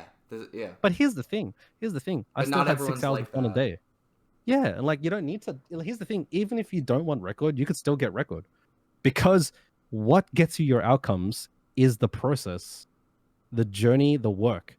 So I would say this: just focus on the journey, focus on the work, just focus on the thing that you're enjoying, get better at it. Yeah. And the outcomes, the goalposts, the specific things they're gonna appear over time. Yeah. Like me as a streamer, like I don't know what I'm gonna stream 7 months from now. I'm focused on what I'm streaming tonight. I'm focused on streaming tomorrow. I'm going to get put on a show that's awesome. I'm going to create a video from this. We're going to upload it on our YouTube channels. I'm doing this interview right now. I'm going to make dinner later. Get really good at day-to-day things. Get really good at it. And then just focus on just the overall vision and just let it grow. Let it naturally grow. And then once your self-awareness really kicks in, you know exactly what you want. Set the goal, go for it. If you succeed, great. If you don't, great. You learn something anyway. You have such an amazing perspective on personal growth and where happiness comes from, and developing yourself into what you want to do and how to incorporate all those things in your life. And I try my best to just share from my own experiences. Like, I don't have everything perfect. I've got many things I want to improve on and things I want to constantly develop. In terms of happiness, look, happiness is something you create every day. Like, it's just, it's like the goal's not to be 24/7 happy. Like, that's not realistic. Right. You're going to have sad days. You're going to have bad days. You're going to have depressing days. You're going to have days where you're the furthest thing from happy. Right? Yeah. But you don't need happiness to live about your day. Yeah. You can still grind. You can still do what you got to do. You can still hit the gym. You can still stream. You can still study. You don't need to be happy, because happiness is going to come. Yeah. If you follow the process, if you trust in yourself and do the work. Like, so many times I've started a stream and I have no energy. I'm so exhausted. Yeah. I'm mentally exhausted. I'm physically exhausted. But 3 hours in, I'm full of energy. I'm jumping up and down. I'm making jokes. I'm laughing. Chat's going crazy. Why? Because you create it each time. Yeah, and you gotta momentum. You gotta take it step by step. It's not about like you said. Like, you assume that you're just doing all these things at once, but really it was building blocks. And It's the Yep. same way about it's the same way about going about your day, right? I mean, like, Yep. okay, I'm gonna, eat breakfast. Let me just do this right now. And I have a schedule, and I'm gonna do these things later and focus on these things later. So, Yeah. Like um, yeah, like you've probably you probably understand anxiety from your own experiences and studying and reading about it, but like anxiety is like there's many manifestations of it, but absolutely. it's your mind being too far in the past or too far in the future. Mm, And here's the problem: yeah, you can't change the past, and you can't change what's going to happen in the future because the future is the future. The only thing you have attention and control of is the now, yeah, present. right? So you might feel anxiousness, but you can still do a workout. You Yeah, might feel anxiousness, but you can still put on a stream. It might suck. You might feel weird, like you might be self-conscious, but you still have the ability to act every day. You have the ability to do something. Now, some days might be the most basic thing. It could just be the only goal you achieve today is cleaning your room. But hey, your room's cleaner than it was yesterday. That's an achievement. That's success. I was just gonna say, I think it's so interesting. I think so many people go to bed and they self-criticize and they think about the things that they didn't get done, and a lot of people don't think about the things that they actually did they actually did accomplish during the day. Do you feel like that might be a common mindset among people? It's human nature. We're just very good at focusing on negative things. Like for example, you could make a YouTube channel, you could upload a video, you'll have 99 positive comments, and that one negative comment will stick out like crazy. That's a really good Because example. just on a very, human evolution thing is like the negativity was like either was about survival. You know what I Yeah. mean? Like it was like Right. think about it. Like if you had a negative view from the chief in your village like 40,000 years ago, that could lead to you being kicked out and dying. Or if a rhino is charging at you, it's like, Yeah. this is not good, and I Yeah. need to So do like being a something little about bit it. being skeptical and negative is just it's inbuilt into our nature, Yeah, that's true. right? Yeah. So yeah, like just being able to take back control and put more appreciation towards the things that you are doing. Like a lot of people will just feel a lot more at ease with how things are. Like you may not be in the situation that you want to be. You may not be in the body shape that you want to be at. Your stream may not be at the size you want. You might not be, in a relationship when you want to be in. Like you might, feel like you're being rejected by life. But there are so many things that you're doing good that if you just, you know, congratulated yourself on a lot more often versus just relentlessly putting yourself down over things you're not doing, you would realize that hey, you can just release the burden and just get things done and just make so much progress, just an infinite amount of progress, and feel better about it too, because you can grow so much bigger, but you got to also enjoy the journey now as it is, Yeah. even if it's not where you want to be yet. You might have just started your stream, you might have an average of 2 viewers, and you haven't been able to apply for affiliate yet, let alone partner, and you're doing a 7-hour stream and nobody's turning up. You can sit there and be like, oh, I suck, I'm boring, my content's boring. All the reality is there are millions of streamers on every week.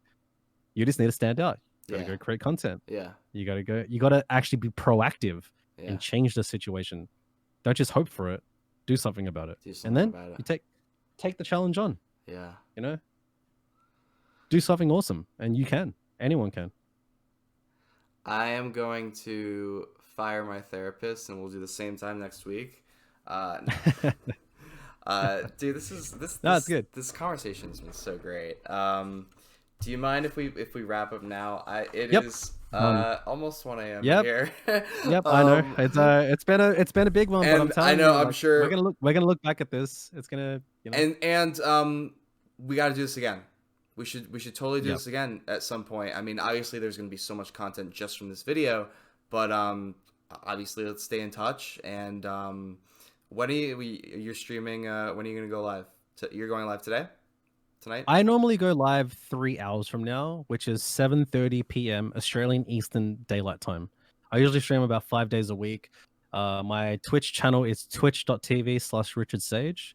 I also upload regular YouTube content, which is also youtube.com/RichardSage. And I'm also on Twitter, which is RichardSageZSR. And yeah, I'm on all the platforms, and I put on a show as often as I can, and I do the best that I can every single time. And I make time for things like this too. I hope everyone who listened to this enjoyed it. I hope you got something out of it. Feel free to leave a comment below on something that you enjoyed or something that you're intrigued by. something that you agree with, something you may not agree with. But I'd love to hear your opinion on things, and I hope to see you around.